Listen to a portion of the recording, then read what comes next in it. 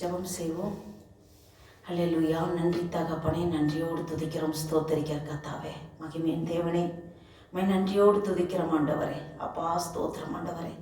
அப்பா எங்கள் வாழ்நாட்கள் ஒரு நாளை கூட்டி கொடுத்துறேன். நன்றி தகப்பனே ஆண்டவரே. அப்பா அந்த 2025 வருடத்தின் ஆண்டவரே, அப்பா ஸ்தோத்திரம், பிப்ரவரி மாதத்தின் ஆண்டவரே 14ஆம் தேதியை காண கிருபை செய்திறேன். நன்றி தகப்பனே. இந்த நாளை கூட ஆண்டவரே, இந்த வேத ஆராய்ச்சியில் ஆண்டவரே, அப்பா நாங்கள் வந்து ஆண்டவரே, அப்பா ஸ்தோத்திர கர்த்தாவே, வேதத்தின் மகத்துவங்களை தெரிந்து கொள்ள ஆண்டவரே, அப்பா எங்களுக்கு இப்படி ஒரு அனுகிரகத்தை தந்திரேன். நன்றி தகப்பனே. அப்பா இந்த நாளில் ஆண்டவரே, அப்பா எடுக்கக்கூடிய வேத ஆராய்ச்சியில் ஆண்டவரே, அடிமை மறைத்து நீங்கள் இடைப்படுங்கப்பா. ஆவியானவரே, நீங்கள் முற்றிலுமாக ஆட்கொண்டு நடத்துங்க ஆண்டவரே. எங்கள் சுயமெல்லாம் ஒன்றுமே இல்லை ஆண்டவரே. அப்பா நீர் குயவன், உங்களுடைய கரத்தில் இருக்க களிமண் நாங்கள் ஆண்டவரே. எங்களை எப்படி வணைய வேண்டும் என்று சித்த வைத்திருக்கணும், சித்தத்தைப்படி நடத்துங்கப்பா.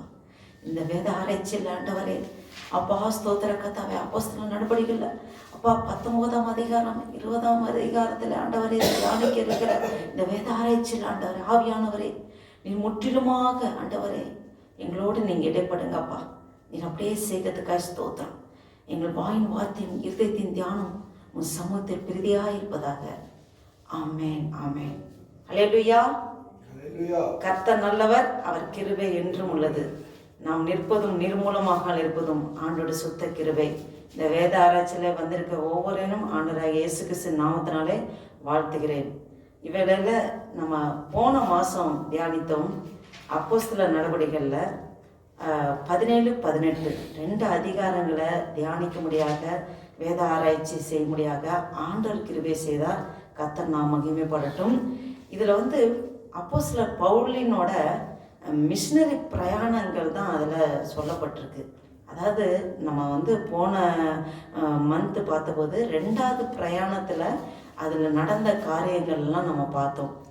அதில் இந்த மொத்தமாக நம்ம சொல்லப்போனால் இந்த பவுலின் அப்போஸ்தலர் பவுலோட மிஷினரி பிரயாணங்கள் 3 பிரயாணங்கள் அவர் பிரயாணம் பண்ணியிருக்கார். முதல் பிரயாணம் அப்போஸ்தலர் 13ஆம் அதிகாரத்தில் அதிலிருந்து 14ஆம் அதிகாரம் 28ஆம் வசனம் வரைக்கும் முதல் பிரயாணம் நடந்தது. அதில் பர்னபா தலைமையில் பவுல் சபைகளை எல்லாம் அவங்க ஃபர்ஸ்ட்டு போய் ஆரம்பிக்கிறாங்க. அப்போ 2வது பிரயாணம் அப்போஸ்தலர் அதிகாரத்தில் அப்போஸ்தலர் நடவடிக்கைகள் 15ஆம் அதிகாரத்துலேருந்து அதில் 15ஆம் அதிகாரத்தில் 36ஆம் வசனம் முதல் 18ஆம் அதிகாரம் 22ஆம் வசனம் வரை 2வது பிரயாணம் நடந்தது. அதில் தான் நம்ம பார்க்குறோம்.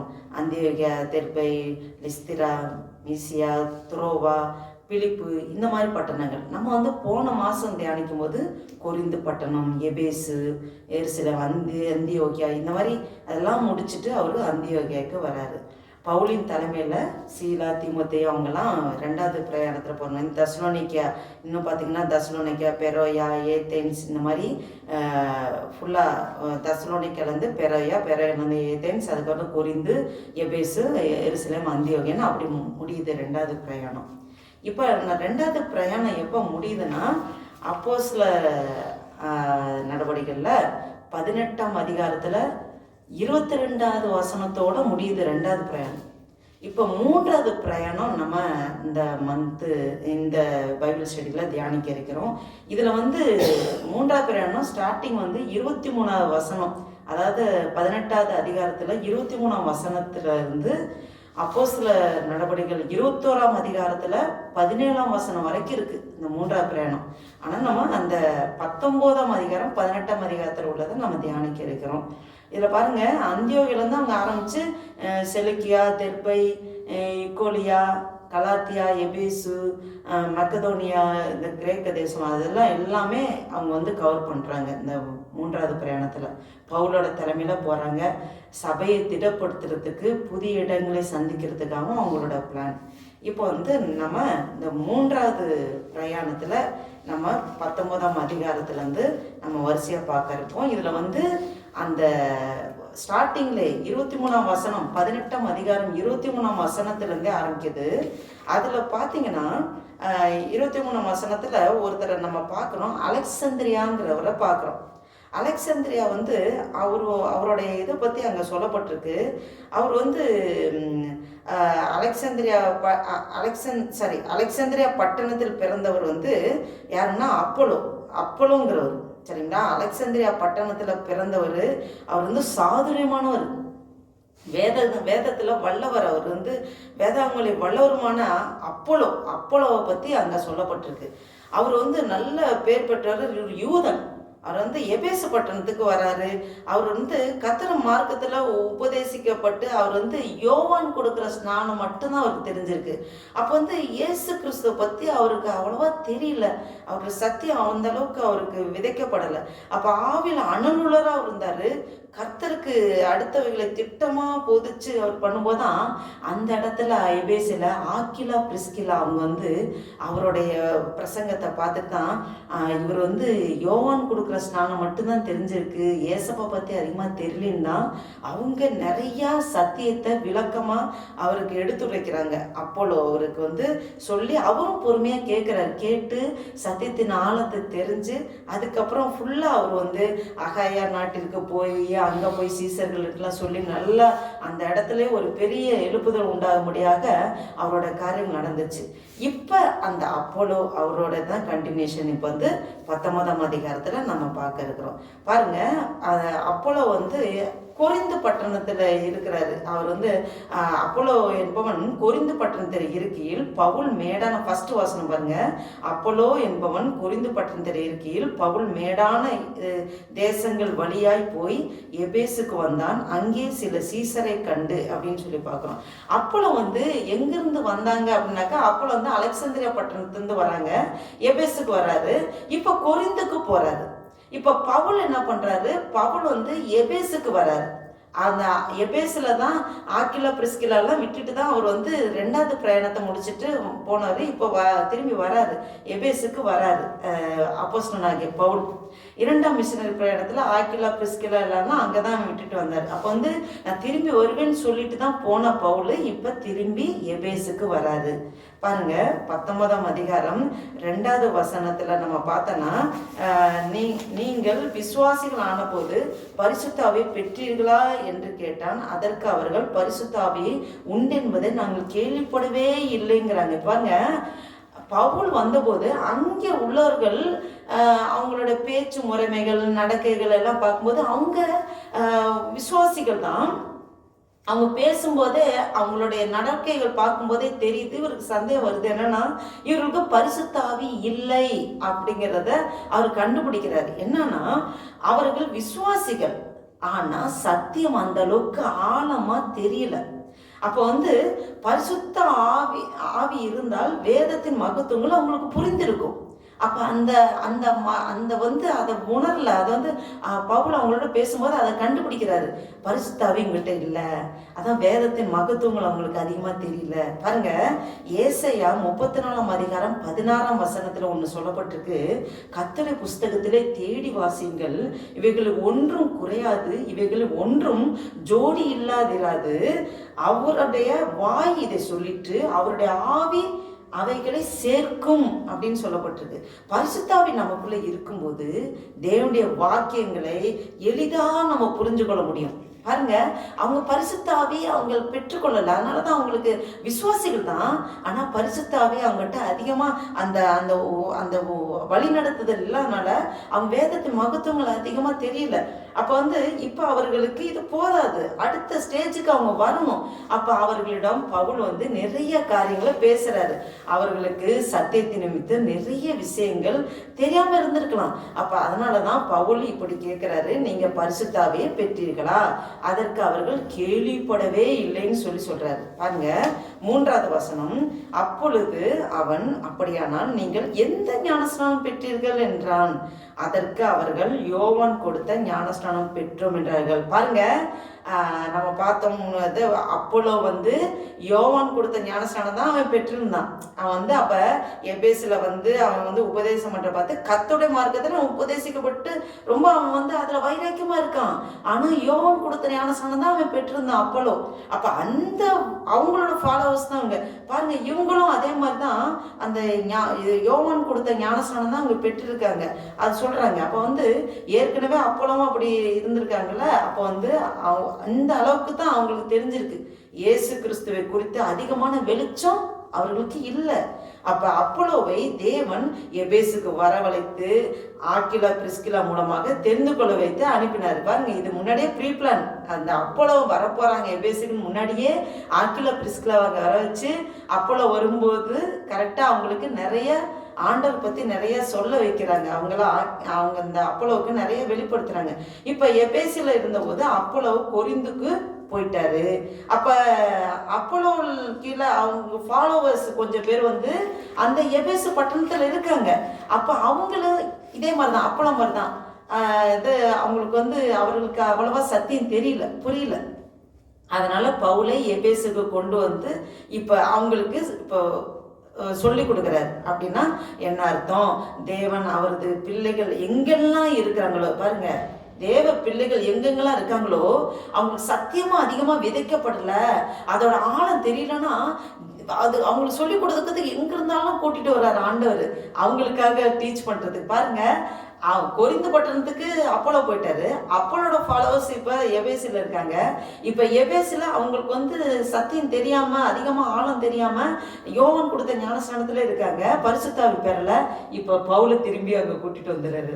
அப்போலோ அப்போஸ்தலனாகிய பவுலை கூட்டிட்டு வந்து எபேசு பட்டணத்துல வந்து இப்ப இவங்களுக்கு அவர் சொல்றாரு, அவங்களுக்கு அதாவது ஆண்டவர் வந்து ஏற்ற காலத்துல ஏற்ற விஷயத்தை ஏற்ற டைம்ல சத்தியத்தின் ஆழத்தை புரிய வைக்கிறார் என்பதற்கு இதெல்லாம் ஒரு அடையாளம். இது சிறந்த உதாரணம். கரெக்டா பவுலை கொண்டு வந்து உங்களுக்கு பரிசுத்தாவி கிடைச்சதா என்று கேட்கிறார். பாருங்க, 4ஆம் வசனம் பார்த்தோன்னா, அப்பொழுது பவுல் யோவான் தனக்கு பின்னே வருகிறவராகிய கிறிஸ்து இயேசுவில் விசுவாசிகளாய் இருக்க வேண்டும் என்று ஜனங்களுக்கு சொல்லி மனம் திரும்புதலுக்கு ஏற்ற ஞானஸ்நானத்தை கொடுத்தானே என்றான். பாருங்க, அப்ப வந்து நீங்க யோவான் கொடுத்த ஞானஸ்நானம் எடுத்தீங்க, கரெக்டு தான். ஆனா யோவானே தனக்கு பின் வருகிறவன்னு சொல்றாரு. பாருங்க, மத்தேயுல 3ஆம் அதிகாரம் 11ஆம் வசனத்துல பாக்குறோம், மனம் திரும்புதலுக்கென்று நான் ஜலத்தினால் உங்களுக்கு ஞானஸ்நானம் கொடுக்கிறேன், எனக்கு பின் வருகிறவரோ என்னிலும் வல்லவராய் இருக்கிறார், அவருடைய பாதரட்சைகளை சுமப்பதற்கு நான் பாத்திரன் அல்ல, அவர் பரிசுத்த ஆவினாலும் அக்கினினாலும் உங்களுக்கு ஞானஸ்நானம் கொடுப்பார் அப்படின்னு சொல்லப்பட்டிருக்கு. அப்ப இந்த வசனத்தை பவுல் அப்படியே எபேசு பட்டணத்துல அந்த ஜனங்களுக்கு சொல்றாரு, புரிய வைக்கிறாரு. யோவானே இப்படி சொல்லியிருக்காரு, அப்ப தனக்கு பின் வருகிறாரு, அப்ப ஏசப்பா நீங்க ஃபாலோ பண்ணணும், அவர் என்ன சொன்னாரு அப்படின்னு சொல்லி அதை பத்தி ஆழத்தை சொல்றாரு. பாருங்க, 5ஆவது வசனம் பார்த்தீங்கன்னா, இதை கேட்டபோது அவர்கள் கர்த்தராகிய இயேசுவின் நாமத்தினாலே ஞானஸ்நானம் பெற்றார்கள். பாருங்க, அப்ப சத்தியம் அவங்களுக்கு கண்கள் திறக்கப்படுது. அது வரைக்கும் அறியாமையில் இருந்தாங்க, அவங்க கண்கள் திறக்கப்படுது. அதுக்கப்புறம் இயேசுவின் நாமத்தினாலே அவங்க ஞானஸ்நானம் பெற்றுக்கிட்டாங்க. பாருங்க, அவர்கள் விசுவாசிகளா இருந்தாங்க, கரெக்டு தான். ஆனா அதுல குறையும் இருந்துச்சு. அப்ப வந்து அந்த குறைவை நிறைவு செய்யும்படி பவுல் வந்து யோவானை கோடிட்டு காட்டி தெளிவான விசுவாசத்துக்குள்ள பவுல் அவர்களை கொண்டு போறாரு. பாருங்க, 6ஆவது வசனம் பார்த்தீங்கன்னா, அல்லாமலும் பவுல் அவர்கள் மேல் கைகளை வைத்த போது பரிசுத்த ஆவி அவர்கள் மேல் வந்தார், அப்பொழுது அவர்கள் அந்நிய பாஷைகளை பேசி தீர்க்க தரிசனம் சொன்னார்கள். அல்லேலூயா. அப்ப இதுல நன்றா கவனிச்சா, பவுல் வந்து கைகளை வைத்ததும் பரிசுத்த ஆவி அவர்கள் மேல் வந்தது. பாருங்க, எவ்வளவு ஒரு பிரசன்னம். அப்ப வந்து பவுல் எவ்வளவு ஒரு தேவ பிரசன்னத்துல ஒரு பரிசுத்த ரொம்ப வாஞ்சிச்சு ஆண்டவருடைய பிரசன்னத்துல காத்திருந்த அவர் எவ்வளவு ஒரு இதா இருந்திருக்க. அப்ப வந்து அவர் கை வச்சதுமே பரிசுத்தாவின் வந்து இறங்குதுன்னா எவ்வளவு பெரிய தேவ மனிதன். அபிஷேகம் உடனே பெற்றுக்கொள்கிற ஒரு இது சாதாரண அதிகாரம் இல்லை. அவர் இயேசு கிறிஸ்துவினாலே தேவனால் அங்கீகரிக்கப்பட்டவர் தான் அந்த அப்போஸ்தலனாகிய பவுல். அல்லேலூயா. இதுதான் பவுல் சொல்வது உண்மை என்பது நம்ப வச்சது. தொட்டதுமே, கை வச்சதுமே ஆவியானவர் இறங்குறாரு, அந்த அபிஷேகம் கிடைக்குதுன்னா அப்ப எல்லாருக்கும் அந்த அப்போஸ்தலனாகிய பவுல் மேல ஒரு விசுவாசம், சரி நம்பிக்கை வருது. அவர் சொல்ற காரியங்கள், அவர் சொல்ற சத்தியம்தான் அப்படின்னு சொல்றதுக்கு ஒரு அடையாளம். அப்ப பாருங்க 6வது வசனத்தை பார்த்தீங்கன்னா, அல்லாமலும் பவுல் அவர்கள் மேல் கைகளை வைத்த போது பரிசுத்த ஆவி அவர்கள் மேல் வந்தார். அப்பொழுது அவர்கள் அந்நிய பாஷைகளை பேசி தீர்க்க தரிசனம் சொன்னார்கள் சொல்லி பார்க்கிறோம். அடுத்து அந்நிய பாஷைகளை பேசி தீர்க்க தரிசனம் சொன்னது. அப்ப அவர்களை சுற்றி ஒரு அநேக ஜனங்கள் இருந்திருக்க வேண்டும். அப்போ அவர்களுக்கு புரியும்படி பேசிருக்கலாம். இப்போ அப்போஸ்தல நடவடிக்கைகள் 2வது அதிகாரத்துல பரிசுத்த ஆவியானவர் மேல் வீட்டுல இறங்குறாரு. 120 பேர் உட்காந்துருக்காங்க. அப்போ எல்லாரும் அப்படியே அந்த அக்கினிமயமான நாவுகள். அப்போ ஒவ்வொருத்தரும் ஒவ்வொரு பாஷையில பேசுறாங்க. அவங்க வந்திருக்காங்க, பல நாட்டுல இருந்துலாம் வந்திருக்காங்க. அவங்கவுங்களுடைய பாஷையில பேசுறது கேட்குறோம். அவங்களாம் வேற வேற நாட்டுக்காரங்க, ஆனா அவங்கவுங்க ஒரு நாட்டு பாஷையில பேசுறத பார்த்து அவங்க ஆச்சரியப்படுறாங்க. அப்ப ஆவியானவர் பாருங்க, இங்கேயும் அவங்க அந்நிய பாஷையில பேசும்போது அங்க ஒரு குரூப் ஆஃப் ஜனங்க இருந்திருக்கணும். அவங்கவுங்க லாங்குவேஜ்ல மற்றவங்க புரியுற மாதிரி ஆவியானவர் பேசியிருப்பார். அதான் அங்க நடந்திருக்கு. அப்ப பரிசுத்த வருவதற்கு முன்னே இப்படி அவங்க பேசவே இல்லை. அதுக்கு முன்னாடி அவங்க இப்படி இது பண்ணல. அந்த அவங்களுக்கு அப்பதான் அந்த அபிஷேகம் கிடைச்சதுக்கு அப்புறம் தான் அவங்க இப்படி நடந்துக்கிறாங்க. பாருங்க, இதன் மூலம் என்ன சொல்றாரு பவுல்னா, ஞானஸ்நானம் எடுத்தா பத்தாது. ஞானஸ்நானம் எடுத்தா பத்தாது. தேவனுடைய ஊழியக்காரருடைய அங்கீகரிப்பிலே தேவனுடைய ஆவியை பெற்றால் மட்டும்தான் இப்படிப்பட்ட ஆசீர்வாதத்துக்குள்ளே நம்ம போக முடியும். அப்ப அதற்கு அத்தாச்சி அப்போஸ்தலர்கள் அவர்களுக்கு கொடுத்த அதிகாரம். ஆண்டவர் அதிகாரத்தை கொடுத்திருக்காரு. அப்ப தேவனால் அங்கீகரிக்கப்பட்ட பவுல் கைகளை வைக்கும் போது கிறிஸ்துவின் மூலமாக பரிசுத்த ஆவியானவர் அவர்கள் மூலமாக வந்தார். அல்லேலூயா. அப்ப பாருங்க 7வது வசனம் பார்த்தீங்கன்னா, அந்த மனுஷர் எல்லாரும் ஏறக்குறைய 12 பேரா இருந்தார்கள். 12 பேர் இருந்திருக்காங்க. அந்த 12 பேருக்கு தான் இப்படி ஒரு இது கிடைக்குது. அவங்க முதல்ல யோவான் கொடுக்குற ஞானஸ்நானம் அதுதான் அவங்க இது பண்ணிட்டு இருந்தாங்க. அதுக்கப்புறம் தான் இப்போ அந்த கண்கள் திறக்கப்பட்டு பவுல் சொல்லி சத்தியத்தை புரிய வச்சு கிறிஸ்துவின் நாமத்தில் ஞானஸ்நானம் எடுத்து இப்போ அவங்களுக்கு பரிசுத்த அபிஷேகம் கிடைக்குது. அந்நிய பாஷைகள் பேசுறாங்க. 12 பேரா இருந்தாங்க.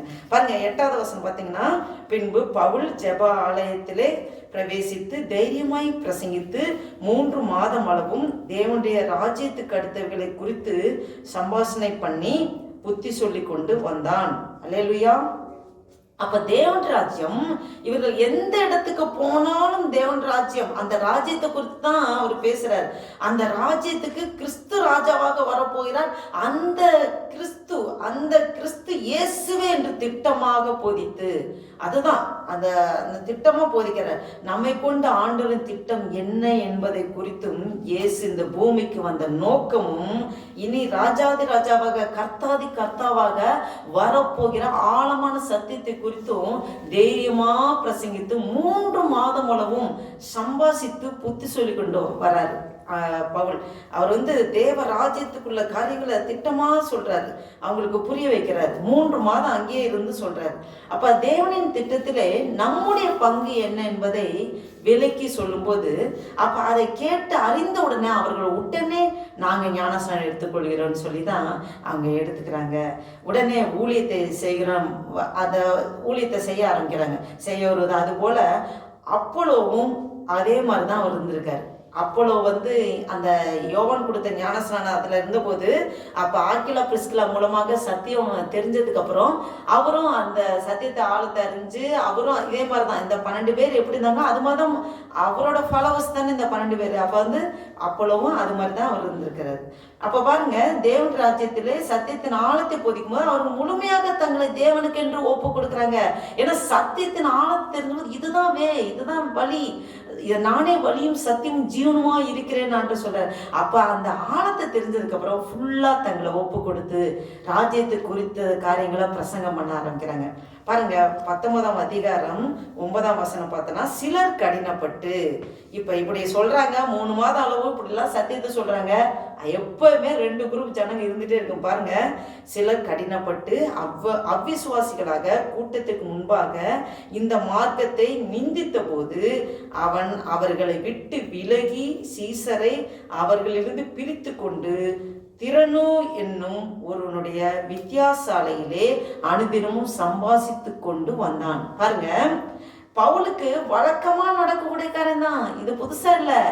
அங்க தசலோனிக்க பட்டணத்துல போகும்போது இதுதான், அதுக்கப்புறம் பெராயா பட்டணம், அதுக்கப்புறம் இது கொரிந்து பட்டணத்துல ஏதென்ஸ் எல்லாம் ஒவ்வொரு இடத்துல வரும்போதும் இதே பிரச்சனை தான். 2 குரூப் ஜனங்க இருந்துட்டே இருப்பாங்க, பிரச்சனை பண்ணிட்டே இருப்பாங்க. பவுலுக்கு வழக்கமா நடக்குதான். ஒரு குரூப் பவுலுக்கு எகென்ஸ்டா நிந்திச்சுக்கிட்டே தான் இருப்பாங்க. பாருங்க, நம்மளோட வாழ்க்கையிலையும் நம்ம போற வழி நம்ம கத்துக்கு பிரியமானபடி நடக்கும்போது ஒரு குரூப் நம்ம சொல்றது காரியங்களா, நம்மளோட ஆக்டிவிட்டிஸ் நமக்கு எகென்ஸ்டா நடக்கிற ஒரு குரூப் எப்பவுமே இருந்துட்டு தான் இருப்பாங்க. அப்போ நம்ம அதை பார்க்கவே கூடாது. ஆண்டவருக்கு சித்தமானபடி நம்ம நடந்துட்டு போயிட்டே இருக்கணும். இப்ப பவுல் பாருங்க, பவுல் ஒரு பட்டணத்துல பல எதிர்ப்பு இருந்தா அவர் என்ன பண்ணாரு, அடுத்த பட்டணத்துக்கு போயிடுவாரு. அப்ப வசனம் கூட சொல்லப்பட்டிருக்கு, ஒரு பட்டணத்தில் உங்களை துரத்துனா வேறு பட்டணத்துக்கு போங்கள் என்று. ஏன்னா தீமையோட எதிர்த்து நிக்க வேணாம்.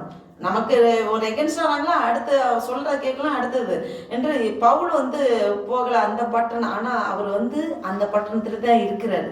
இப்ப எதிர்ப்பு வருது, அந்த பட்டணத்துல தான் இருக்காரு. ஆனா என்ன பண்றாரு பாத்தீங்கன்னா, அவர் தவறாய் போன ஜனங்களிலிருந்து இந்த சீசர் தன்னோட வசனத்தை கேட்டு இது பண்றாங்க, அவங்கள மட்டும் பிரிச்சு கொண்டு வர்றாரு. இப்ப பிரித்து கொண்டு வர்றது பாருங்க, சத்தியத்தை நிமித்தம் தான் அவர் பிரிச்சு கொண்டு வர்றாரு. இப்ப அவங்க பிரச்சனை நடக்குது, போராட்டம் நடக்குது. அப்போ சத்தியத்தை விட்டு விலகி சில பேர் இது பண்றாங்க. அப்ப சீசர்களை அவங்ககிட்ட இருந்து பிரித்து கொண்டு அவர் என்ன பண்றாரு, எங்க போறாரு, சத்தியத்தை நிமித்தம் பிரிவினைகள் ஏற்பட வாய்ப்பு இருக்கு. நிறைய காரியங்கள் இருக்கு. ஏன்னா அந்த ஒரு எதிர்ப்பின் மத்தியில இருக்கக்கூடாது. தேவ பிள்ளைகள் தனியா ஆண்டவர் ஆவியானவரே பிரிச்சு கொண்டு வர்றாரு. அப்ப என்ன பண்றாங்க, திறனு என்னும் ஒருவருடைய ஒரு ஸ்கூல் பில்டிங் இருக்கு. அப்ப அதை வாடகைக்கு எடுத்து அதுல காலையில இருந்து மதியம் வரைக்கும் அவர்களுக்கு பாடசாலை நடக்கும். அதுக்கப்புறம் என்னன்னாக்கா மதிய வேலைக்கு பிறகு இவர் என்ன பண்ணுவாரு, அங்க போய் பவுல் டெய்லி அவங்களுக்கு நிறைய ஜனங்களுக்கு பிரசங்கம் பண்ணுவார். பாருங்க, ஏன் இப்படி போனார் என்பதற்கு இன்னொரு விளக்கம் இருக்கு. அவர் நார்மலா போனா எங்க போவாரு, முதல்ல ஒரு இதுக்கு போனா யூதர்களுடைய ஜபாலயத்துக்கு தான் போவார். யூதர்களுடைய ஜபாலயத்தை போய், அப்ப யூதர்களுடைய ஜபாலயத்தை போனா யார் வருவா, யூதர்கள் மட்டும்தான் வருவாங்க. இப்ப இந்த மாதிரி காமனான ஒரு ஸ்கூலுக்கு போனா எல்லா தரத்து ஜனங்களும் வருவாங்க, புறஜாதிகளும் வருவாங்க, எல்லாரும் கேட்பாங்க. அப்ப 2 வருஷம் அவர் அங்க கிளாஸ் எடுத்திருக்காரு. பாருங்க, 19ஆம் அதிகாரம் 10ஆம் வசனத்தை பார்த்தோன்னா, 2 வருஷ காலம் இப்படி நடந்ததுனாலே ஆசியாவில் குடியிருந்த யூதரும் கிரேக்கருமாகிய எல்லாரும் கர்த்தராகிய இயேசுவின் வசனத்தை கேட்டார்கள். அல்லேலூயா. பாருங்க, அந்த எதிர்ப்பு கூட நன்மைக்கே. அந்த ஜபாலயத்தில் அங்கிருந்து விட்டுட்டு என்ன பண்றாங்க, ஒரு ஸ்கூலை வாடகைக்கு எடுத்து ஃபுல்லா டெய்லி பிரசங்கம் பண்றாரு. எல்லாம் குரூப் ஆஃப் மக்கள், புறஜாதிகள் எல்லாரும் கேட்கறாங்க. 2 வருஷம்னால அந்த ஆசியா தேசம் முழுவதும் பாருங்க ஒரு பெரிய எழுப்புதல். அவங்க பாத்திரம் அந்த 2 வருஷ காலம் நடந்த ஆசியாவில் குடியிருந்த யூதரும் கிரேக்கருமாகிய எல்லாரும் கர்த்தராகிய இயேசுவின் வசனத்தை கேட்டார்கள் அப்படின்னு சொல்லப்பட்டிருக்கு. அப்ப எபேசு பட்டணம் எப்படி தெரியுங்களா, ஒரு வியாபார பட்டணம். அது நிறைய பேர் ஜனங்க போவாங்க, நிறைய பேர் அது பிஸியான ஒரு பட்டணம். எல்லா ஜனங்களும் அங்கே கூடுவார்கள். அப்ப அந்த இடத்துல எபேசுக்கு ஒரு பேர் ஒன்று சொல்லப்பட்டிருக்கு, ஐ ஆஃப் ஏசியா மைனர் அப்படின்னு சொல்லப்பட்டிருக்கு. அதாவது ஏசியா மைனருடைய கண் என்று பேர் சொல்லலாம். அப்போ நம்ம ஊர் எடுத்தீங்கன்னா பாம்பே இந்தியா கேட் அப்படின்னு சொல்லுவாங்க இல்லையா. அப்போ இங்கிருந்து தான் எல்லாமே போகும். அது மாதிரி அந்த எபேசு பட்டணம் ரொம்ப பிஸியான பட்டணம், நிறைய பேர் போவாங்க எல்லாரும். அது ஒரு வியாபார பட்டணம். அப்போ ஜனங்களுக்கு இது ஒரு பெரிய காமன் சிட்டி அந்த எபேசு பட்டணம். அப்போ இதனால இங்க அவங்க ஜனங்களுக்கு கேட்பதுக்கு ஏதுவாக யூதர்கள், கிரேக்கர்கள், புறஜாதிகள் எல்லாரும் கர்த்தராகிய இயேசு நாமத்தை, அந்த வசனத்தை அவங்க கேட்குறாங்க. பாருங்க 11-12 பார்த்தா பவுலின் கைகளினாலே தேவன் விசேஷித்த அற்புதங்களை செய்திருந்தார். அவனுடைய சரீரத்திலிருந்து உருமால்களையும் கச்சைகளையும் கொண்டு வந்து வியாதிக்காரர் மேல் போட வியாதிகள் அவர்களை விட்டு நீங்கி போயின. பொல்லாத ஆவிகளும் அவர்களை விட்டு புறப்பட்டன. பாருங்க, இது பெரிய அற்புதங்கள் நடக்குது பவுல் மூலமாக. அது பயங்கர ஆச்சரியமான ஒண்ணு. இயேசு கிறிஸ்துவின் வஸ்திரத்தின் ஓரத்தை தொட்ட பெரும்பாடுள்ள ஸ்திரீ. இயேசு கிறிஸ்து அப்ப வஸ்திரத்தை போட்டிருக்காரு. அந்த கூட்ட நெரிசல்ல வஸ்திரத்தின் ஓரத்தை தொட்ட அற்புதம் நடக்குன்னா விசுவாசத்தை தொடும்போது அற்புதம் நடக்குது. பாருங்க, அவரு சரீரத்துல போட்டிருக்காரு வஸ்திரத்தை அந்த ஓரத்தை தொடும்போது. இங்க பாத்தீங்கன்னா பவுலுடைய உருமால்கள்னா உருமால்கள் கச்சைகள் எல்லாத்தையும் அது தனியா இருக்கு. அவர் யூஸ் பண்ணது அதை தொடும்போதே அற்புதம் நடக்குது. இது எப்படி பாத்தீங்கன்னா அந்த அளவுக்கு அவர் ஒரு பரிசுத்தமானா இருந்திருக்காரு. தேவனுக்கு பயந்த மனிதனா உண்மையா இருந்திருக்காரு. அப்ப பாருங்க, இந்த இடத்துல நடக்கிற காரியம் ஆவியானவர். இப்ப நமக்கு சுகம் எப்படி இருந்தாலும் இயேசு கிறிஸ்து மூலமா தான் சுகம் கிடைக்கும். ஒரு மனிதனால்னாக்க மனிதன் மூலமாக ஆண்டவர் செயல்படுவார். அப்ப இது பரிசுத்த ஆவியானவர் செய்யற காரியம். இது எல்லா அப்போஸ்தலருக்கும் ஒரு அடையாளம். இது அப்போஸ்தலர்கள் அப்படின்னா அந்த அடையாளங்கள், அவங்க அற்புதங்கள் அடையாளங்களை செய்வாங்க. இப்போ பார்த்தீங்கன்னா இப்போ யூடியூப்ல இல்லை வேற இதெல்லாம் பார்த்தீங்கன்னா அந்த கர்ச்சிப்பு சீடி தொட்டாலே அபிஷேகம் நரம்புது அப்படிலாம் இது பண்றது அவங்க தன்னை அப்போஸ்தலர் சும்மா காமிச்சுக்கிறாங்க. அப்படி கிடையாது. அந்த ஆதி அப்போஸ்தலர்களை ஆண்டவர் அப்படி ஒரு அடையாளத்தையே அவங்களுக்கு கொடுத்து வச்சிருந்தாரு. அதனாலதான் பேதுரு நடக்கும்போது அந்த நிழல் பட்டாலே வியாதிஸ்தர்கள் சொஸ்தமாறாங்க. அப்போ பவுலோட உருமால், அதாவது கர்ச்சி போட்ட அற்புதம் சுகம் கிடைக்குது. இதை வைத்துதான் இப்ப நிறைய பேர் செய்யறாங்க. ஆதி அப்போஸ்தலருக்கு அப்ப அந்த காலத்துல ஆதி அப்போஸ்தலருக்கு அது அடையாளங்களாக ஆண்டவர் கொடுத்து வச்சிருந்தாரு. பாருங்க, இந்த என்னதான் நம்ம பெரிய அபிஷேகத்தை நிரம்பி இது பண்ணாலும் ரொம்ப நிரம்பி நமக்கு நிறைய நம்ம மூலமா நிறைய அற்புதம் நடக்குன்னா நம்மளே அறியாம பெருமை வந்துடும். ஆவிக்குரிய பெருமை. ஆண்டவர் ஆவிக்கு அந்த பெருமைக்கு எதிர்த்து நிற்கிறார். பாருங்க, பவுல் உருமால்கள் கர்ச்சிப்பை தொட்டா கூட அற்புதம் நடக்குது. ஆனா அவருக்கு ஒரு குறை இருந்துட்டு இருந்தது, கண்ணுல ஒரு குறைபாடு. அப்ப ஆண்டவரே இந்த என்னை விட்டு நீங்க கொடுமா அப்படி கேட்கும்போது என் கிருபை உனக்கு போதும், உன்னோட பலவீனத்திலே என்னோட பலம் பூர்ணமாய் விளங்குன்னு சொல்றாரு. அல்லேலூயா. அப்ப அவர் மூலமா கர்ச்சிப்பை தொட்டா வஸ்திரம் தொட்டா அற்புதம் நடக்குதுன்னு அவர் பெருமை பாராட்ட ஒண்ணுமே இல்லை. அவருக்கு ஒரு குறைபாடு இருக்கு. ஆண்டவரே என்னை இதை எப்படியாவது எடுத்து போடுங்கப்பான்னு கேட்கும்போது அவர் ஜெபம் மாட்டாரு, என் கிருபை உனக்கு போதும்னு சொல்றாரு. அப்ப அந்த பெலத்தை வச்சிருக்காரு ஆண்டவர். ஏன்னா எப்படிப்பட்ட மனுஷனுக்கும் இந்த பெருமை டக்குன்னு வந்துடுறதுக்கு நிறைய வாய்ப்பு இருக்கு. பெருமைக்கு கிருபைக்கும் ஒரு சொல்றதுக்கு ஒரு நூலில் தான் வித்தியாசம். நம்மளை யாராவது புகழ்ந்தும் போது அந்த புகழ்ச்சி நமக்குன்னு எடுத்துட்டா அந்த நிமிஷமே அடி கிடைக்கும். அது இல்லை, நம்ம ஒரு களிமண், ஆண்டவர் குயவன், அவரும் நம்மளை வணஞ்சிட்டு இருக்காரு. அந்த புகழ்ச்சியில ஆண்டவரே உம்முடைய நாம் மகிமைக்க, ஆண்டவர் உம்முடைய கிருபப்பா அப்படின்னு சொல்லி நம்ம அந்த புகழ்ச்சியை ஆண்டவர்கிட்ட டிரான்ஸ்ஃபர் பண்ணிடணும். அதை நமக்கு எடுத்துக்கவே கூடாது. பாருங்க, அந்த பவுல் அவ்வளோ ஒரு பரிசுத்தவனா இருந்தார். அவர் அந்த அளவுக்கு உண்மையா இருந்தனாலதான் அவருக்கு இப்படிப்பட்ட அதிசயங்கள் அற்புதங்கள்லாம் நடக்குது. பாருங்க, யோவான்ல 14ஆம் அதிகாரம் 12ஆம் வசனத்தை பார்த்தா, என்னை விசுவாசிக்கிறவன் நான் செய்கிற கிரியைகளையும் தான் செய்வான், இவைகளை பார்க்கிலும் பெரிய கிரியைகளும் செய்வான் அப்படின்னு சொல்லப்பட்டது. அல்லேலூயா. அப்ப ஆண்டவர் இயேசு கிறிஸ்து பண்றதை விட இன்னும் அதிகமா பண்ணுவோமா?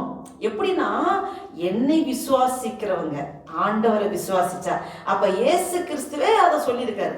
அப்ப பவுல் எந்த அளவுக்கு பரிசுத்தமா தேவனுக்கு உண்மையா இருந்திருக்க வேண்டும் இல்லையா? அப்ப இந்த ஜனங்கள் தேவனுக்கு அடுத்த ஸ்தானத்துல பவுலை வச்சிருக்காங்க. தேவ மனுஷன் அப்படின்னு சொல்லிட்டு. அப்ப தேவன் பவுலை வலிமையா எடுத்து பயன்படுத்துறாரு. இவர் ட்ரெஸ்ஸை தொட்ட அற்புதம் எல்லா இடத்துல. அப்ப அவருக்கு கண்ணில் ஒரு குறைபாடு இருக்கும்போது அவர் இந்த மாதிரி அவருக்கு ஒரு இது வச்சிருக்காரு. அப்ப யாருமே மனுஷன் தன்னை பெருமையா உயர்த்திடக்கூடாது. இது தேவனுடைய பிள்ளைகளுக்கு எச்சரிக்கை. அது தேவ பிள்ளைகள் ஊழியம் செய்தாலும் எந்த இது பண்ணாலும் பயங்கரமா இது பண்ண, நான் செஞ்சேன் நானா அந்த இடத்துல அடிதான். அந்த நாங்கிறதுக்கு ஒண்ணுமே இல்லை. ஆண்டோட கிருபை அவ்வளவுதான்.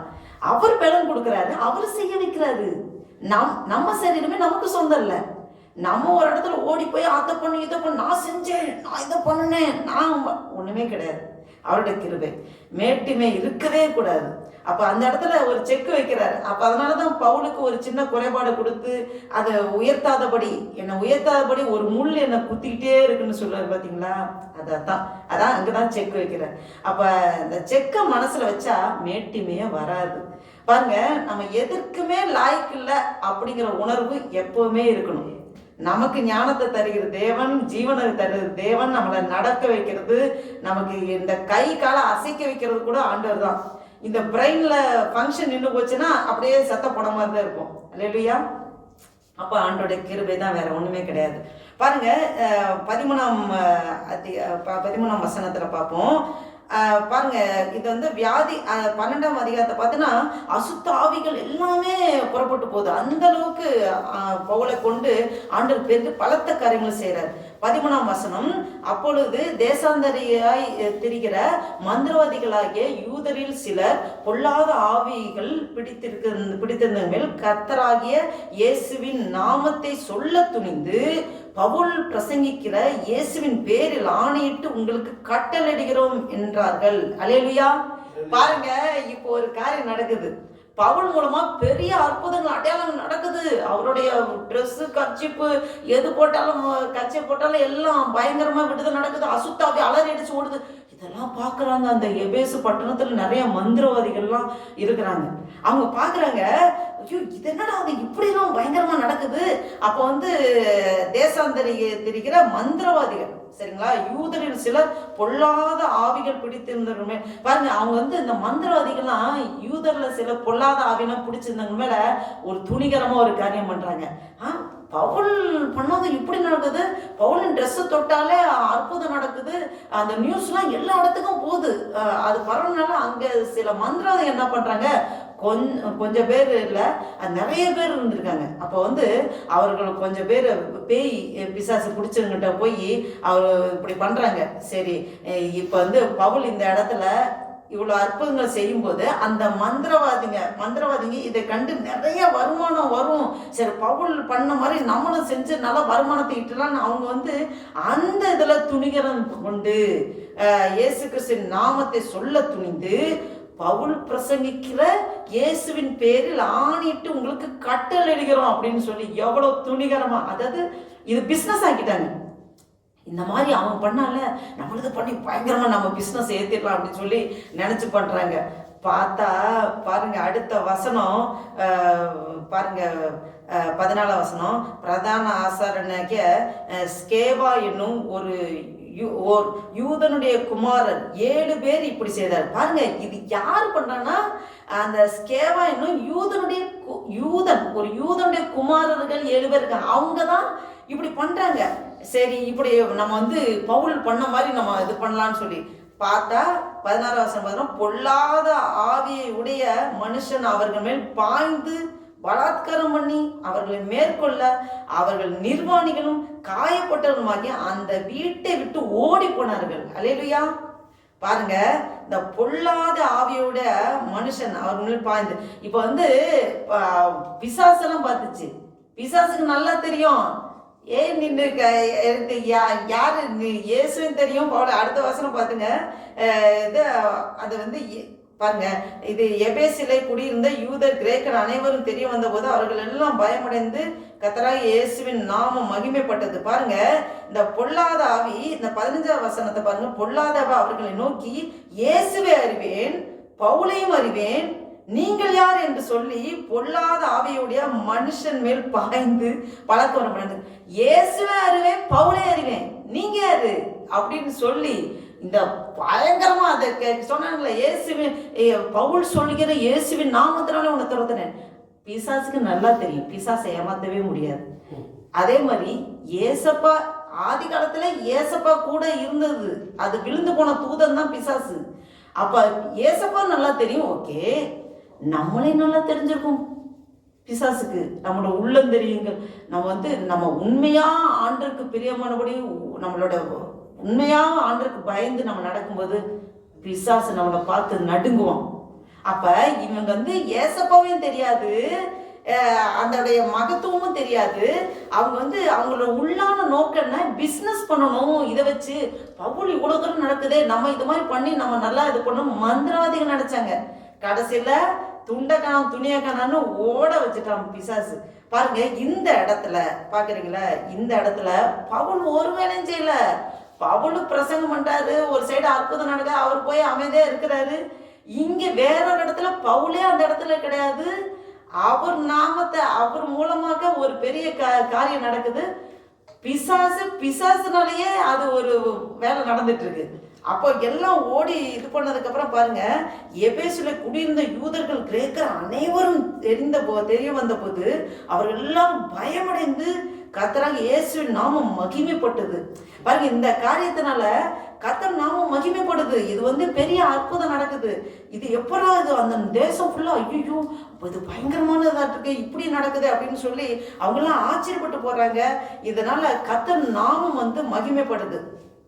பாருங்க, இந்த 19வது வசனம் பார்த்தீங்கன்னா, 18வது வசனம் பார்த்தீங்கன்னா, விசுவாசித்தவர்களில் அநேகர் தங்கள் செய்கைகளை வெளிப்படுத்தி அறிக்கையிட்டார்கள். பாருங்க, விசுவாசிகளில் நிறைய பேர் விசுவாசித்தவர்களில் அநேகர் தங்கள் செய்கைகளை வெளிப்படுத்தி அறிக்கையிட்டார்கள்னா, அதில் விசுவாசித்தவர்கள் என்று சொல்லப்பட்டிருக்கிறதுல இது யார் தெரியுங்களா?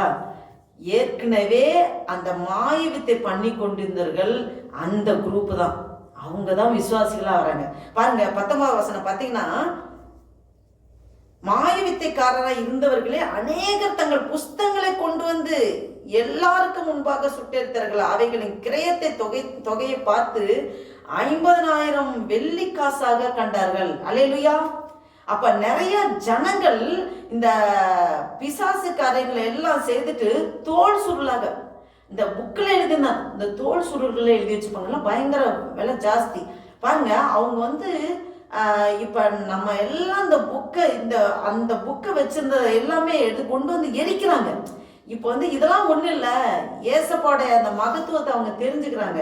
அந்த காலத்தில் இந்த மாதிரி விஷயங்கள்லாம் தோல் சுருளில் தான் எழுதப்பட்டு வச்சுருப்பாங்க. அப்போ சரித்திரங்கள், மாய்மாலங்கள், அந்த இதெல்லாம் எழுதப்பட்டிருக்கு. இதெல்லாம் நிறைய விலைக்கு போகும். அந்த மாதிரி இருந்ததை இதெல்லாம் ஒன்றுமே இல்லை. ஆண்டவர் முன்னாடி அவங்க தெரிஞ்சதுக்கப்புறம் பாருங்க, 50,000 வெள்ளி காசுனா சும்மா கிடையாது. இத்தனையும் கொண்டு எரிக்கிறாங்க. அவங்க அத்தனை பேருக்கும் அந்த மன மாற்றம் வருது. அதுதான் சாதாரண மக்களுக்கல்ல, மாயவித்தை பண்ணுகிறவர்களுக்கு மனமாற்றம் வருது. தேவன் அந்த மாற்றத்தை கொண்டு வராரு. அப்போஸ்தலனாகிய பவுல் மூலமா தான் ஏதோ ஒரு வகையில் அவர்களுக்கு சத்தியம் புரிஞ்சிருச்சு. இப்ப பாருங்க, ஒன்று கவனிச்சிங்கன்னா, பவுல் இங்க ஒர்க் பண்ணவே இல்லை. அவர் ஒர்க் பண்ணவே இல்லை. ஒரு வேலை செய்துட்டு அவர் போய் ஃப்ரீயா இருக்கிற மாதிரி தான் இருக்கு. பாருங்க, திடீர்னு அவரது ட்ரெஸ்ஸை தொடுறாங்க, அற்புதமாகுது. திடீர்னு ஒரு குரூப் அவர் பேர்ல வேலை செய்யறாங்க. சாத்தானை வச்சு, சாத்தானை பயன்படுத்தியே தேவன் அங்க ஒரு பெரிய வேலையை செஞ்சு பண்ணி முடிச்சிட்டாரு. சரிங்களா? அப்போ ஒரு பெரிய மகிமை. அந்த மகிமையில யார் மனம் திரும்பினாங்கன்னா, இவங்க எல்லாரும் மனம் திரும்பாங்க. எப்படின்னா, 19வது வசனத்தை நம்ம திரும்பி வாசிப்போம். அப்பொழுது தேசாந்தரிகளாய் திரிகிற மந்திரவாதிகளாகிய யூதரில் சிலர் பொல்லாத ஆவிகள் பிடித்திருந்தவர்கள் மேல் கர்த்தராகிய இயேசுவின் நாமத்தை சொல்லி துணிந்து, அவங்க இந்த தேசாந்தரிகளை சுற்றி தந்த மந்திரவாதிகள், அவங்க தான் ஃபுல்லா கர்த்தருக்குள்ள மனம் திரும்பி வராங்க. அவங்க அறிஞ்சிடறாங்க. இந்த காரியம் பார்த்ததுக்கு அப்புறம், ஐயோ, இவரு தான் அவ்வளோ மகத்துவமுள்ள தேவன், இவரு தான், வேற ஒண்ணுமே கிடையாது, மாய்மாலெல்லாம் ஒண்ணுமே கிடையாதுன்னு சொல்லி எல்லாம் புக்கை கொண்டு எரிக்கிறாங்க. பாருங்க, இந்த சப்ஜெக்ட் ஹைலைட் பார்த்தீங்கன்னா, அவைகளின் கிரேத்த தொகையை பார்க்கும்போது 50,000 வெள்ளி காசாக கண்டார்கள். பாருங்க, இந்த மாய வித்தைக்காரர்கள் கொண்டு எரித்த மதிப்பு 50,000 வெள்ளி காசு. சமீபத்தில் இந்த $8,500 சொல்லி அதில் கணக்கு சொல்கிறாங்க.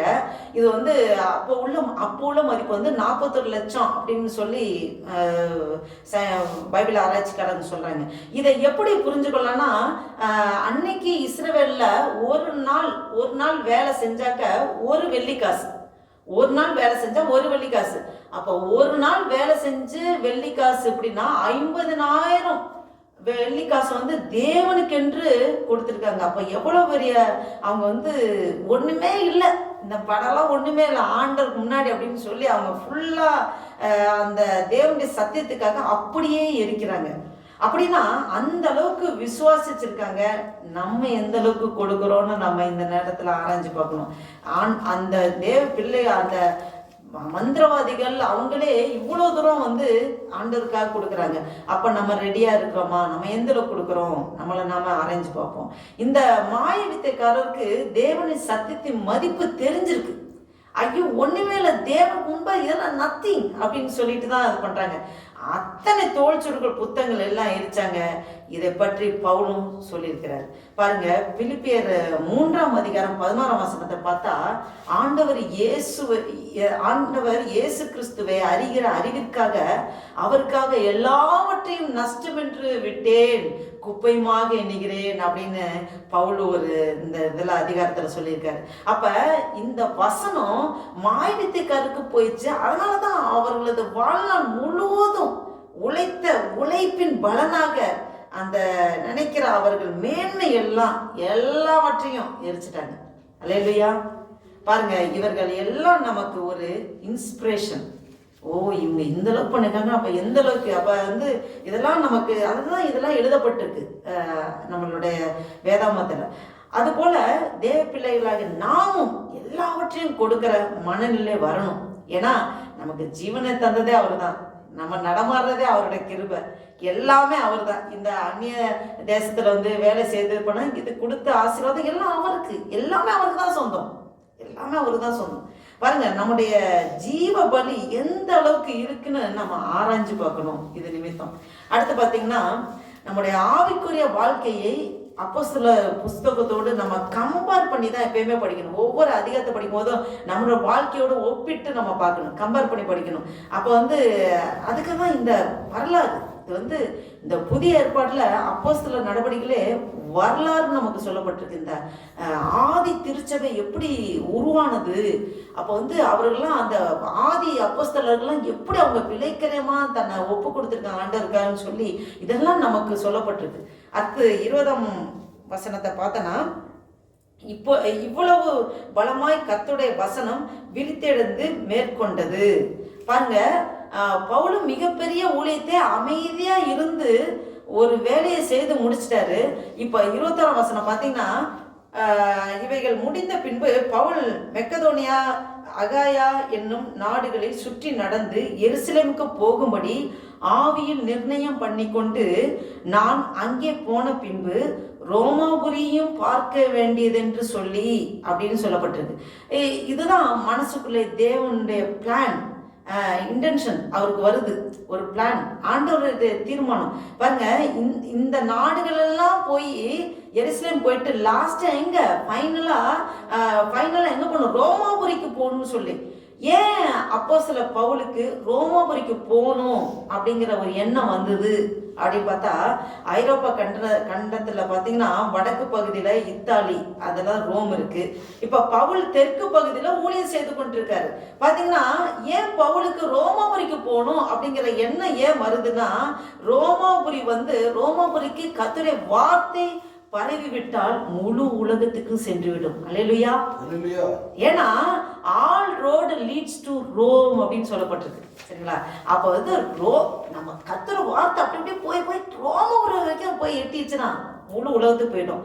அதான் நம்ம அது அப்போஸ்தலர் நடவடிக்கைகள் 1 பார்க்குறோம். எருசலேம்ல ஆண்டவர் அந்த தேவவசனம், அதை படிங்க. அப்போஸ்தலர் நடவடிக்கைகள் 1 நம்ம பார்த்தீங்கன்னா, பரிசுத்த ஆவியானவர், அந்த பரிசுத்த ஆவி உங்களிடத்தில் வரும்போது நீங்கள் பலனடைந்து எருசலேமிலும் யூதேயா முழுவதிலும் சமாரியாவிலும் பூமியின் கடைசி பரியந்தமும் எனக்கு சாட்சிகளா இருப்பீர்கள். பாருங்க, எருசலேம், அதுக்கப்புறம் யூதேயா, சமாரியா, இது முடிஞ்சு பூமியின் கடைசி பரிந்தனா அதான் ரோமாபுரிக்கு போயிட்டா பூமியின் கடைசி பரிந்தும் போயிடும். அதுதான் அங்க சொல்லப்பட்டிருக்கு. அப்ப all road leads to Rome. அன்றைக்கு உள்ள காலகட்டத்துல ரோம பேரரசு தான் ஏறக்குறைய முழு உலக நாடுகளையும் அவங்க அவங்க கண்ட்ரோல்ல வச்சிருக்காங்க. அப்ப ரோம பேரரசு வரைக்கும் சத்தியம் செல்ல வேண்டும் என்று பவுலோட பிளான். அது ஆண்டவர் தான் அந்த பிளானை கொடுக்குறாரு. அப்ப பாருங்க, ஒருவேளை அவரது 3வது மிஷனரி பிரயாணத்துல எருசலேம் போய் அந்தியோகியா திரும்பி வருவதோட அது முடிஞ்சிருக்குமானா, இதை சிந்திக்கும் போது அதையும் தாண்டி பவுலுக்கு என்ன நினைக்கிறான்னா, அவர் சாகிறதுக்குள்ளே ரோமபுரிக்கு போய் அங்கே உள்ள பேரரசிட்ட சத்தியம் சொல்ல வேண்டும் அப்படின்னு தான் அவருக்கு குறிக்கோளா இருந்துச்சு. இது ஆண்டவர் அவர் கொடுக்குற ஒரு ஏவுதல். பாருங்க, 22வது 19ஆம் அதிகாரம் 22ஆம் வசனம் பார்த்தனா, தனக்கு உதவி செய்தவர்களில் 2 பேராகிய தீமோத்தேயுவையும் எரஸ்துவையும் மக்கெதோனியாவுக்கு அனுப்பிவிட்டு தான் பின்னும் சில காலம் ஆசியாவிலே தங்கினான். பாருங்க, இப்ப என்ன பண்றாரு, பவுல் இருப்பது எபேசு பட்டணத்துல இல்லையா, எபேசு பட்டணத்துல இருக்காரு. ஆசியா, அதை எபேசு பட்டணம் ஆசியாவில தான் உள்ளது. அப்ப எபேசு பட்டணம் பெரிய பட்டணம், துறைமுகம் இருக்கு, வியாபார பட்டணம். பவுல் இருந்த காலகட்டத்துல மிகப்பெரிய பிரசித்தி பெற்ற பட்டணம் அது எபேசு பட்டணம். அப்ப பழங்காலத்துல உலக அதிசயத்திலேயே இந்த எபேசு பட்டணமும் ஒன்னா இருந்துச்சு. உலக அதிசயத்துல என்னன்னா, Asians of wonders of the world அப்படின்னு பாக்குறோம்.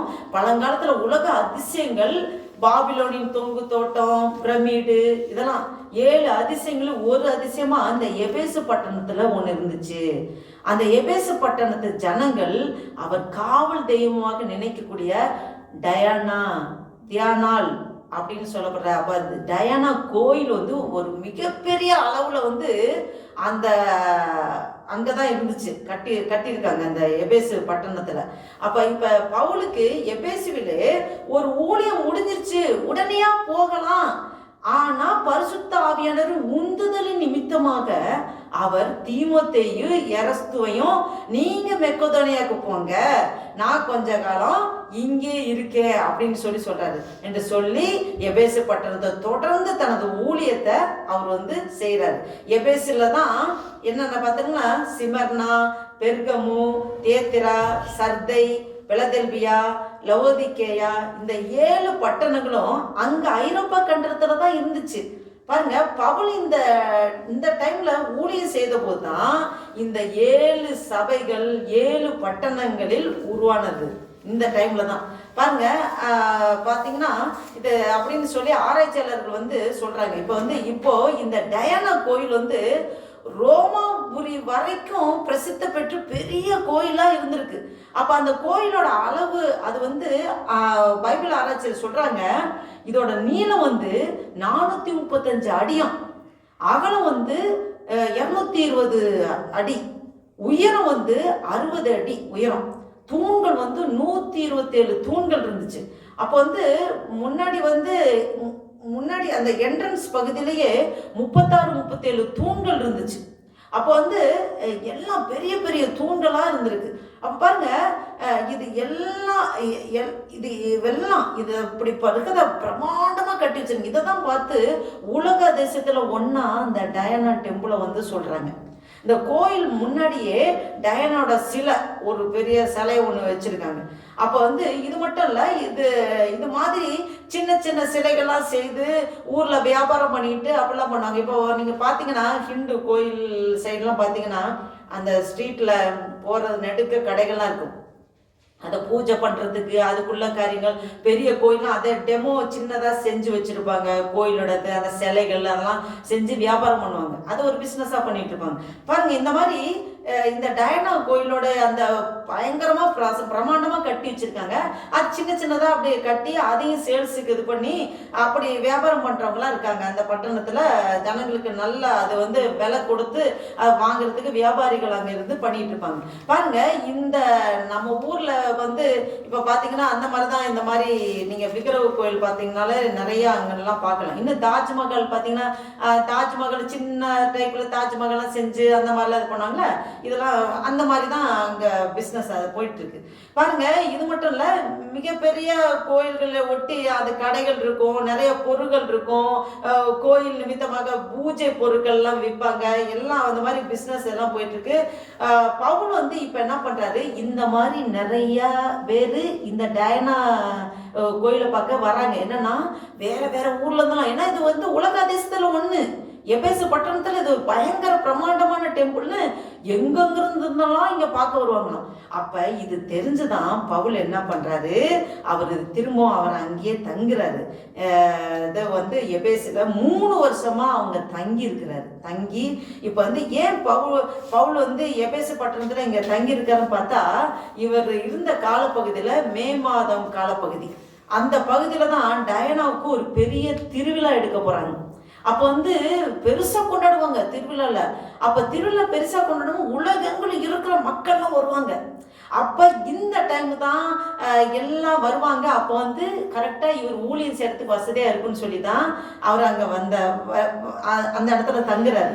அப்ப வியாபாரிகள், பெரிய மனுஷர்கள் எபேசுப்படுத்த வராங்க. அப்ப தன் வியாபாரத்து நிமித்தமாக மற்ற எல்லா காரியத்துக்காக வராங்க. அப்ப எபேசு பட்டணத்துல ஒரு பெரிய கிரௌடு இருக்கும். அப்போ வந்து இதை டார்கெட்டை வச்சுதான் பவுல் வந்து என்ன பண்றாரு, இந்த பண்டிகைல இந்த கிரௌடை வந்து ஊழியத்துக்கு பயன்படுத்தணும்னு சொல்லித்தான் அவர் வந்து அங்க தங்குறாரு. பாருங்க 23ஆம் வசனம் பார்த்தீங்கன்னா, அக்காலத்திலே இந்த மார்க்கத்தை குறித்து பெரிய கலகம் உண்டாயிற்று. பாருங்க, அந்த காலத்துல வந்து அக்காலத்துல ஏறக்குறைய ஒரு 2 வருஷம் அவர் ஊழியம் அங்க செஞ்சுட்டு இருக்காரு. அப்ப பவுலின் ஊழியத்து நிமித்தம் அந்த இடத்துல சந்து பொந்து எல்லாம் எல்லாமே கர்த்தரோட வார்த்தை போயிருக்கு. அவர் ஃபுல்லா 2 வருஷம் சொல்லப்போனா அந்த எபேசுல 3 வருஷமா அங்கதான் இருந்திருக்காரு. அப்ப வந்து சத்தியத்தை ஃபுல்லா ஆழமா சொல்லி அந்த இடத்துல நிறைய பேத்துக்கு அது தெரிஞ்சிருக்கு.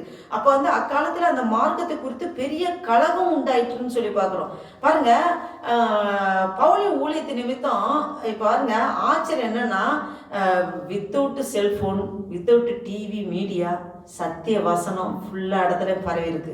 அவர் அந்த அளவுக்கு ஹார்ட் ஒர்க்கா ஊழியம் பண்ணியிருக்காரு. அப்ப சந்து பொந்தெல்லாம் கர்த்தரோட வார்த்தை வந்து விதைக்கப்பட்டிருக்கு.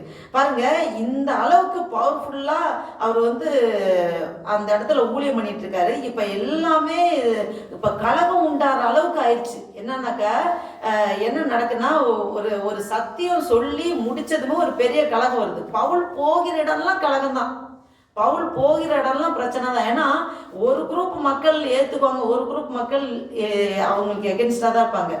விசுவாச கூட்டத்தை ஒரு பக்கம், ஒரு பக்கம் அவிசுவாச கூட்டத்தை, 2 வகுப்பார் எப்பவுமே இருப்பாங்க. 24ஆம் வசனம் பார்த்தீங்கன்னா, எப்படி என்றால் தேமேத்திரியு என்னும் பேர் கொண்ட ஒரு தட்டான் தியானா கோவிலை போல வெள்ளியினால் சிறிய கோவில்களை செய்து தொழிலாளிகளுக்கு மிகுந்த ஆதாயம் வருவித்துக் கொண்டிருந்தான். பாத்தீங்களா, இது வந்து தட்டான்னா ஆசாரி வேலை செய்யறாங்க. அதாவது நகை ஆசாரி, வெள்ளி இந்த நகைகள்லாம் ஆசாரி வேலை செய்யறாங்க. அவன் வந்து ஒரு ஆசாரியன், அதெல்லாம் தட்டான் வேலை செய்யறான். அப்ப தியான கோயில போல சின்ன சின்ன கோயில்லாம் சொல்லி பயங்கர காஸ்ட்லியான இதுக்கு அவன் சேல்ஸ் பண்ணுவான். அவனுக்கு அது ஒரு பெரிய பிஸ்னஸா பண்ணிட்டு இருக்கு.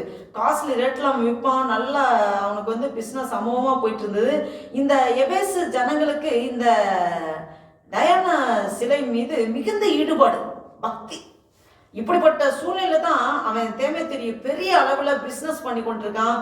அப்ப ஏன் கலகம் வந்ததுன்னா, இந்த தேமேத்திரியு ஒரு பெரிய அளவுல அவனுக்கு வந்து போய்கொண்டிருந்த பிஸ்னஸ் வந்து பவுல் இந்த மாதிரி நிறைய இடத்துல ஆண்டவரோட சத்தியத்தை சொல்லும்போது இதனால பெரிய கலகம் வருது. என்னன்னா, நிறைய பேர் இப்போ ஒரு குரூப் மக்கள் வந்து ஆண்டவர் இயேசு கிறிஸ்துவை ஃபாலோ பண்ண ஆரம்பிச்சிட்டாங்க. அப்போ அந்த இடத்துல பெரிய பிரச்சனை ஆகுது. அப்போ பவுல் ஏற்கனவே ஏதென்ஸ் பட்டணத்துல போயிருந்தார் இல்லையா, கிரேக்க தேசத்துல ஏதென்ஸ் பட்டணத்துல போய் அங்க சொல்லிக்க கைகளால் செய்யப்பட்ட இந்த ஆலயத்துல ஆண்டவர் வாசம் செய்ய மாட்டாரு அப்படின்னு சொல்லி. அப்ப அவ்வளோ பெரிய தேவனை ஒரு சிறிய கோவில் சிலையில அடக்க முடியாது. அப்படின்னு சொல்லி. அவர் உண்மையான கடவுள், நீங்க வழிபடுவது கடவுள் இல்லை. உண்மையான கடவுள்னா இந்த நீங்க கைகளால் செய்யப்பட்ட அந்த சிலையிலையோ இந்த கோவில்லையோ இதுல வாசம் செய்ய மாட்டாரு, அவர் அதுல இருக்க மாட்டாருன்னு சொல்லி இப்பெல்லாம் சொல்லும்போது இந்த மக்கள் காலங்காலமா இதுதான் கடவுள்னு வழிபடும் போது மக்கள் கட்டாயமா கவனிச்சு கேட்பாங்க, இது என்னடா இவர் இப்படி சொல்றாரு. இது நிமித்தம் அநேக ஜனங்கள் பவுல் சொன்னதை நம்பி அதுபடி ஃபாலோ பண்ண ஆரம்பிக்கிறாங்க. அப்ப இந்த தீமோத்தேயு பிசினஸ் பெரிய அடி லாஸ் வருது.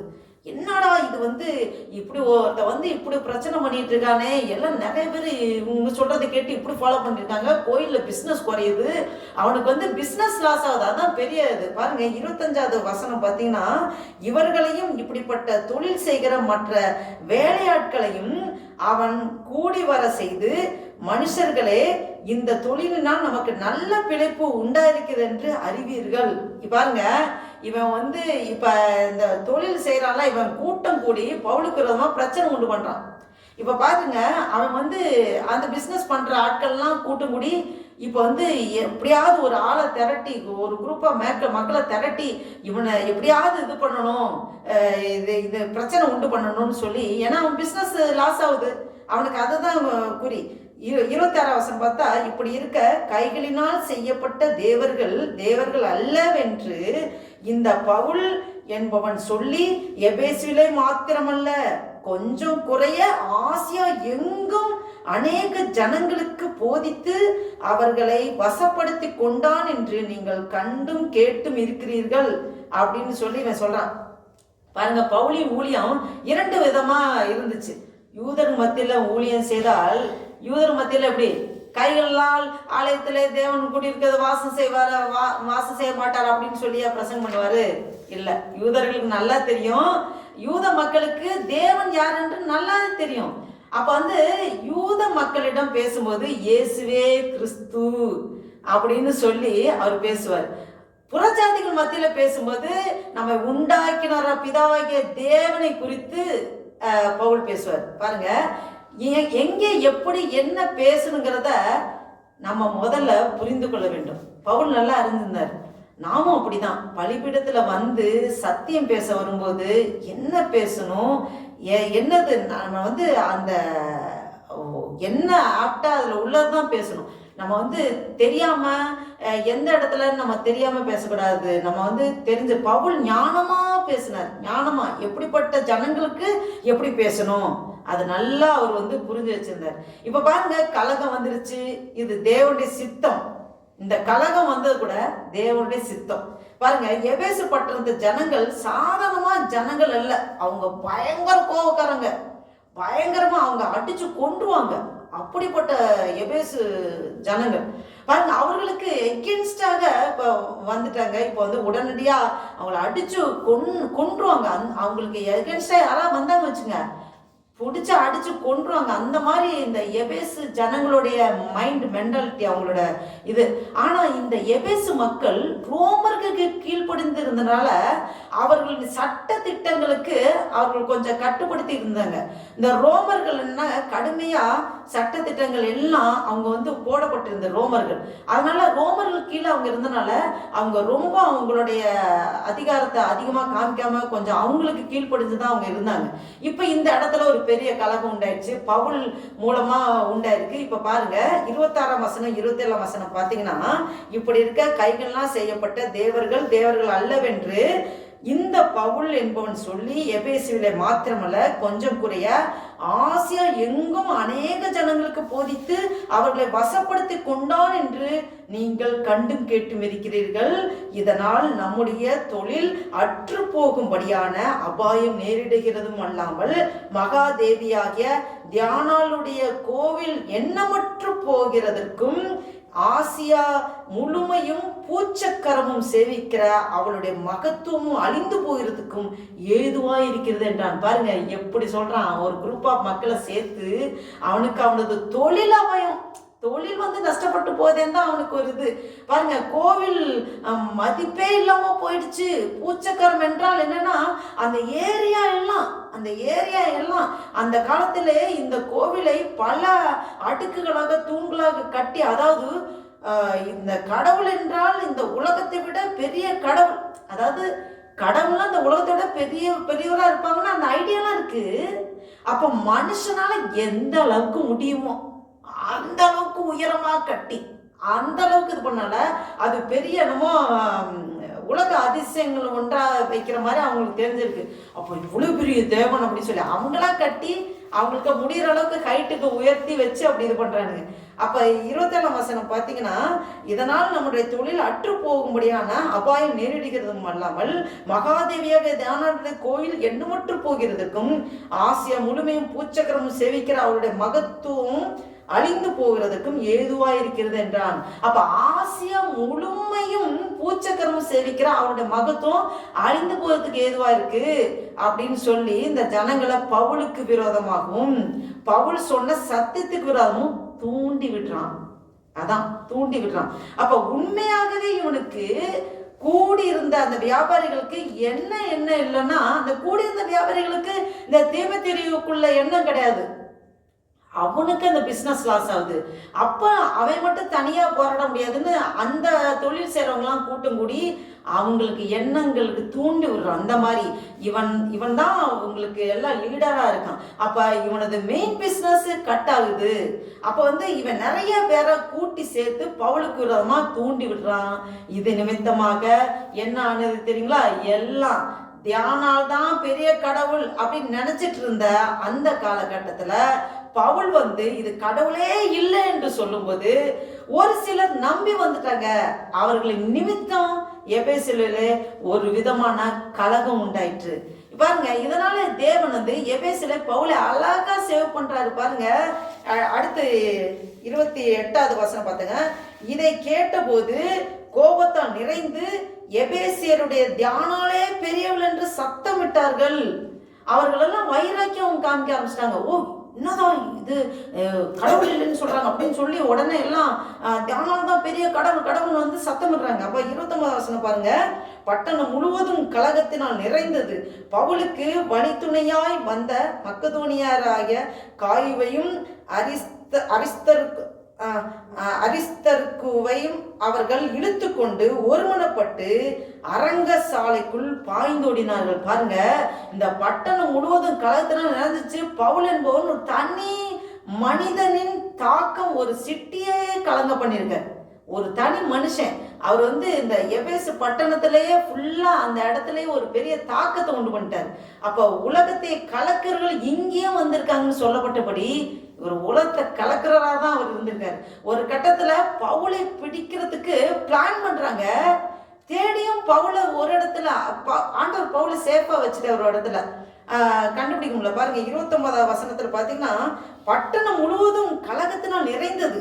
பவுலுக்கு வழித்துணையாய் வந்த மக்கதோனியராகிய காயுவையும் அரிஸ்தர்க்கும் அவர்கள் இழுத்து கொண்டு ஒருமனப்பட்டு அரங்கசாலைக்கு பாய்ந்தோடினார்கள்.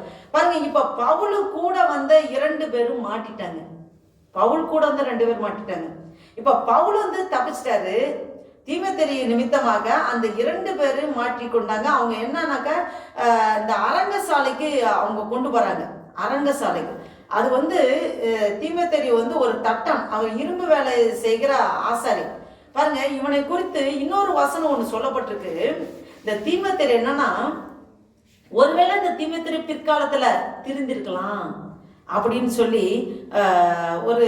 ஒரு நம்பிக்கை. பாருங்க, இது கூட ஒரு வசனம் ஒண்ணு இருக்கு.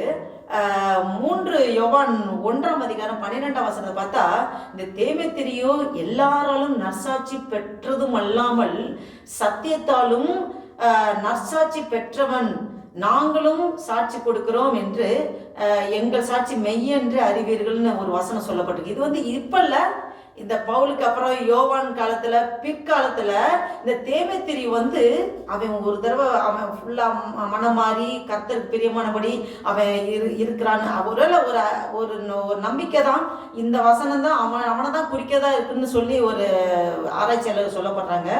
அப்போ வந்து எந்த மனுஷனையும் மாற்ற ஆண்டவரால் முடியும். சவுலை பவுலாய் மாற்றின தேவன். அப்ப தேமேத்திரியும் மாற்ற அவருக்கு லேசான காரியம். இது எந்த காலத்துல பேசுறான்னா பவுலோட காலத்துல யோவானோட காலத்துல தான் இந்த ஒருவேளை இப்படி நடந்திருக்குன்னு சொல்லி சொல்லப்பட்டிருக்கு.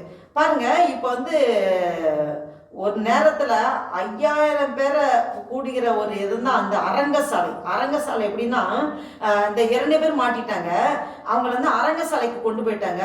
அந்த அரங்கசாலை எப்படின்னா ஒரு கிரவுண்டு மாதிரி இருக்கும், சுத்தி இந்த ஸ்டெப்ஸ் அப்படியே ஏறி இப்படி உட்கார மாதிரி, இந்த பிளே கிரவுண்டு ஃபுட்பால் மேட்ச் இதெல்லாம் பார்க்குறோம்ல, அந்த மாதிரி பெரிய அரங்கசாலை அப்படியே ஃபுல்லாக சுற்றி ஸ்டெப்ஸில் மேலே ஹைட்டில் அப்படியே இருக்கும்.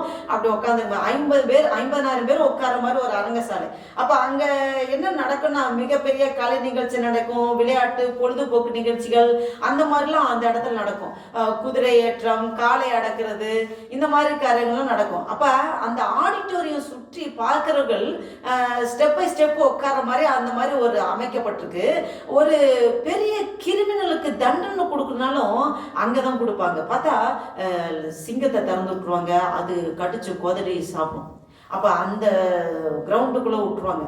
அந்த மாதிரி காரியமும் நடக்கும். அப்ப அந்த இடத்துல தான் இவங்களை கொண்டு போய் பவுல் மாட்டிக்கல, இப்ப பவுலோட கூட இந்த 2 பேரோட நிலைமை இதாயிடுச்சு. பாருங்க, இப்பயும் அநேக இடத்துல மெயின் ஊழியக்காரங்க மாட்டிக்க மாட்டாங்க. இப்போ அவங்களுக்கு சப்போர்ட்டிவா ஹெல்ப்பிங்க்கு வரவங்க சில பேர் பாதிக்கப்படுவாங்க. அப்போ என்ன வந்தாலும் மாட்டிக்கிட்டாங்க. ஏதாவது பிரச்சனை வரும்போது ஐயோ நான் ஒன்றும் பேசலை, இவங்க தான் அப்படின்னு சொல்லி அவங்க யாரும் சொல்லலை. பாருங்க, அந்த 2 பேரும் மாட்டிக்கிட்டாங்க. அவங்க வந்து நாங்கள் ஒன்றும் சத்தியத்தெல்லாம் சொல்ல, அவங்க கூட வந்த ஆட்கள் தான், எங்களுக்கு தெரியாது அப்படின்னு அவங்க எதுவுமே சொல்லலை. பாருங்க, இந்த காலத்துலேயும் அந்த மாதிரி பிரச்சனைகள் நடந்துட்டு தான் இருக்கு. அப்போ பவுல் வந்து இப்ப பவுலோட சிந்தை பாருங்க, இப்ப மாட்டிட்டாங்க, பவுல் சேஃபா இருக்காரு. அப்போ வந்து ஒருவேளை நம்ம கூட மாட்டிட்டோம்னா கூட வந்தங்க நாங்க ஒண்ணும் இல்லை, எங்களுக்கு ஒன்றும் தெரியாது அப்படின்னு நம்ம வந்து பின்வாங்க கூடாது. பாருங்க, அவங்க உண்மையா பவுலி வழி நடத்தல இருந்தாங்க அந்த 2 பேரும். 30ஆம் வசனம் பாத்தீங்கன்னா, பவுல் கூட்டத்துக்குள்ளே போக மனதா இருந்தபோது சீசர்கள் அவனை போக விடவில்லை. அவர் கூட்டத்துக்குள்ள போக மனசா இருக்காரு. அந்த அரங்கசாலைக்கு போயிட்டாங்க. ஐயோ உங்களுக்கு என்ன ஆகுமோ தெரியாது, நான் போறேன் அப்படின்னு சொல்லும்போது அவங்க வந்து போறதுக்கு அனுப்பல, விடலை. கூட இருந்தவங்கலாம் இல்லை வேண்டாம் நீங்க போகாதீங்க அப்படின்னு சொல்லி. அப்படின்னா பவுலுக்கு பாதுகாப்பாக சில சீசர்கள் அங்க இருந்திருக்காங்க. பாத்தீங்கன்னா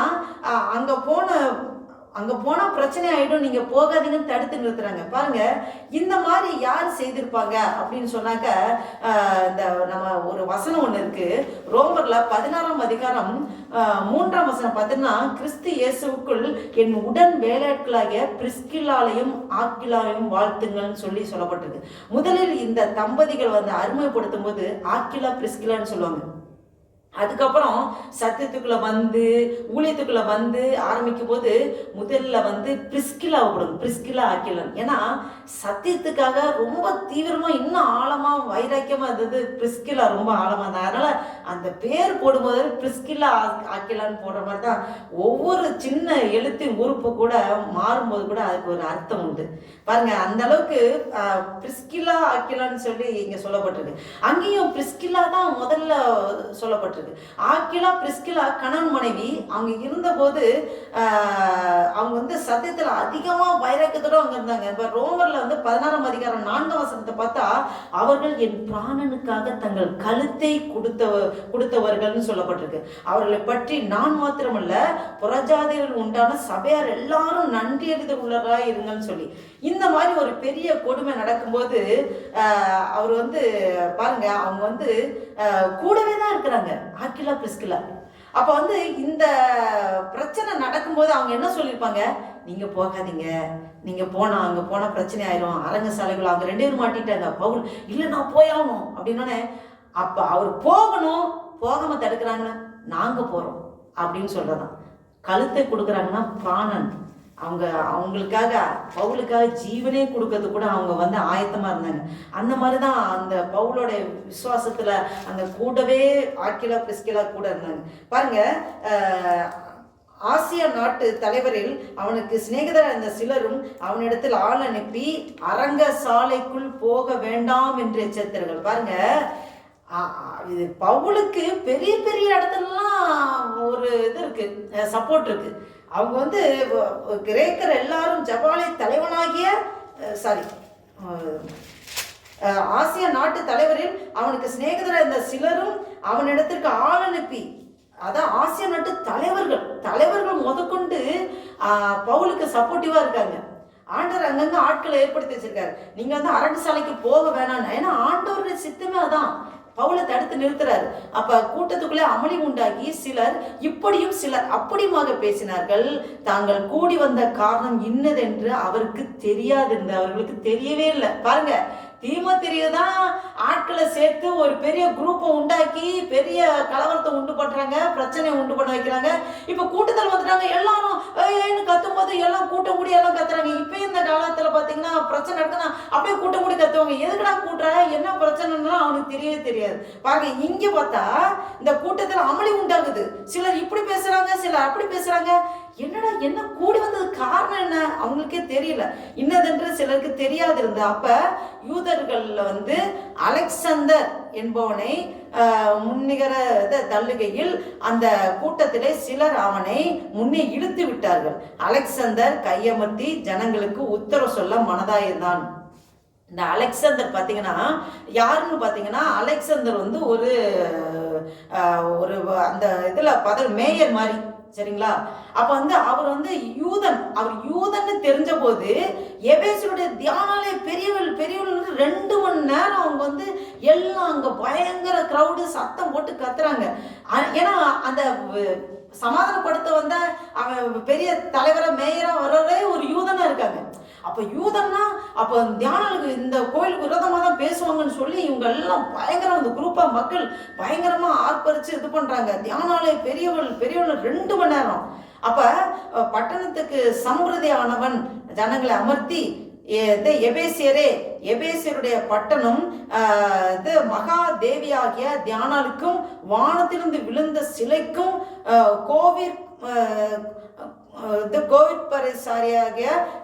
சிற்பாசாரியாக அறியாதவன் உண்டோ? அதாவது இந்த பட்டண அந்த சம்பிரதாயம் தான் மேயர். அவரு இப்ப வந்து அவர் பேசுறாரு, நீங்க வந்து மகாதேவி இந்த சிலை எப்படின்னா வானத்திலிருந்து விழுந்ததுன்னு ஒரு கதை கட்டி அவங்க வந்து அதை பிலி பண்ணுவாங்க, அப்படி நம்பிட்டு இருப்பாங்க.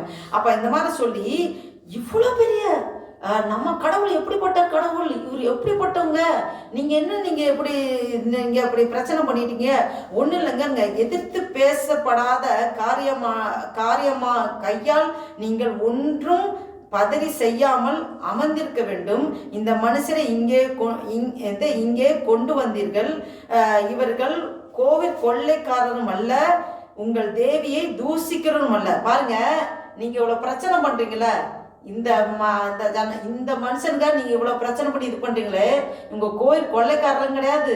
இவங்க வந்து நம்மளுடைய இந்த தெய்வத்தை தூசிச்சாங்களா? தூசிக்கவும் இல்லையே, நீங்க இப்படி கூட்டம் கூடுறீங்க, இது ஒண்ணுமே கிடையாதுன்னு அவன் சமாதானப்படுத்துறான். அவன் வந்து அந்த குரூப் ஆஃப் மக்களுக்கு அவன் சமாதானப்படுத்துறான். தேமேத்திரிக்கும் அவனை சேர்ந்த தொழிலாளிகளுக்கும் ஒருவன் மேல் ஒரு காரியம் உண்டாயிருந்தால் நியாயம் விசாரிக்க நாட்கள் உண்டு. பாருங்க, இந்த வந்து தேமேத்திரி தான் பிரச்சனை, அந்த மனுஷனுக்கு வேற யாருக்கும் பிரச்சனை இல்லை. அதுக்கு கோர்ட் இருக்கு, சட்டம் இருக்கு, அவங்க நியாயம் செய்வாங்க. நீங்க கூட்டம் கூடுறீங்க, நீங்க போங்க, அது வந்து நியாயம் விசாரிக்கிற நாட்கள் உண்டு. நியாயாதிபதிகள் தேசாதிபதிகளும் இருக்கிறார்கள், ஒருவர் வழக்காடி கொள்ளட்டும். அதுக்கெல்லாம் சட்டம் இருக்கு, அவங்க ஒருவருக்கு பார்த்துக்கிட்டோம். நீங்களும் ஒன்றும் இல்லை, நீங்க சமாதானமா போங்க, இது ஒரு பிரச்சனையே கிடையாது அப்படின்னு சொல்லி அவன் அந்த கூட்டத்தை அவன் அமர்த்திக்கிறான். அவன் வந்து ஞானமா அந்த இடத்துல பேசுறான். பாருங்க, நீங்க வேற யாதொரு காரியத்தை குறித்து விசாரிக்க வேண்டியதானால் இது நியாய சங்கத்திலே தீர்க்கப்படும். இது ஒண்ணுமே இல்லை, அவங்க கோர்ட்டு கேஸ்னா அவங்க இது பண்ணி பார்த்து தீர்த்துக்குவாங்க, நீங்க சமாதானமா போங்க, இது ஒண்ணும் இல்லை அப்படின்னு சொல்லிட்டாங்க.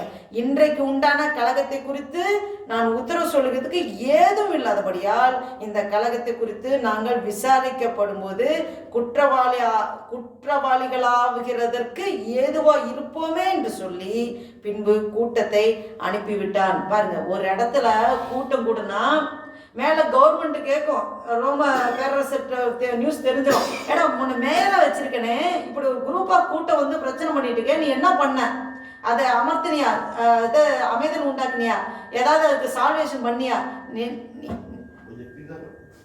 நீ சால்வ் பண்ணியா, நீ ஏன் இப்படி இது பண்ணிட்டு இருக்கா அப்படின்னு சொல்லி கேட்பாங்க. அப்போ வந்து அவனுக்கு வந்து அந்த பிரச்சனை சால்வ் ஆகணும் அந்த இடத்துல. அதனால அவன் ஞானமாக பேசி அப்படியே இந்த கூட்டத்தை கலைச்சிட்டான். அது ஒன்றும் இல்லாமல் அப்படியே போயிடுச்சு. இப்படியாக 19ஆம் அதிகாரத்தில் காரியங்கள் நடக்குது. அப்படியே கண்டினியூஷன் அப்படியே வாசிக்கிறேன். அடுத்து வந்து 20ஆம் அதிகாரம் பார்த்தீங்கன்னா, அப்போஸ்தலர் 20ஆம் அதிகாரத்தில் பார்த்தோன்னா கலகம் அமர்ந்த பின்பு, பாருங்க 1ஆம் வசனம் பார்க்குறேன், படிக்கிறேன். கலகம் அமர்ந்த பின்பு பவுல் சீசரை தன்னிடத்திற்கு வரவழைத்து வினவிக்கொண்டு மக்கெதோனியாவுக்கு போக புறப்பட்டான். பாருங்க, கலகம் அமர்ந்த பின்பு எந்த ஒரு கலகத்துக்கும் ஒரு முடிவு உண்டு இல்லைங்களா? என்ன கலகனாலும் இப்போ எபேசு பட்டணத்தில் ஒரு பெரிய எழுப்புதல் உண்டாயிருக்கு. தட்டான் உருவாக்கின ஒரு பெரிய வந்து மிகப்பெரிய கலகம் ஒன்றும் இல்லாமல் அது வந்து அமர்ந்தது.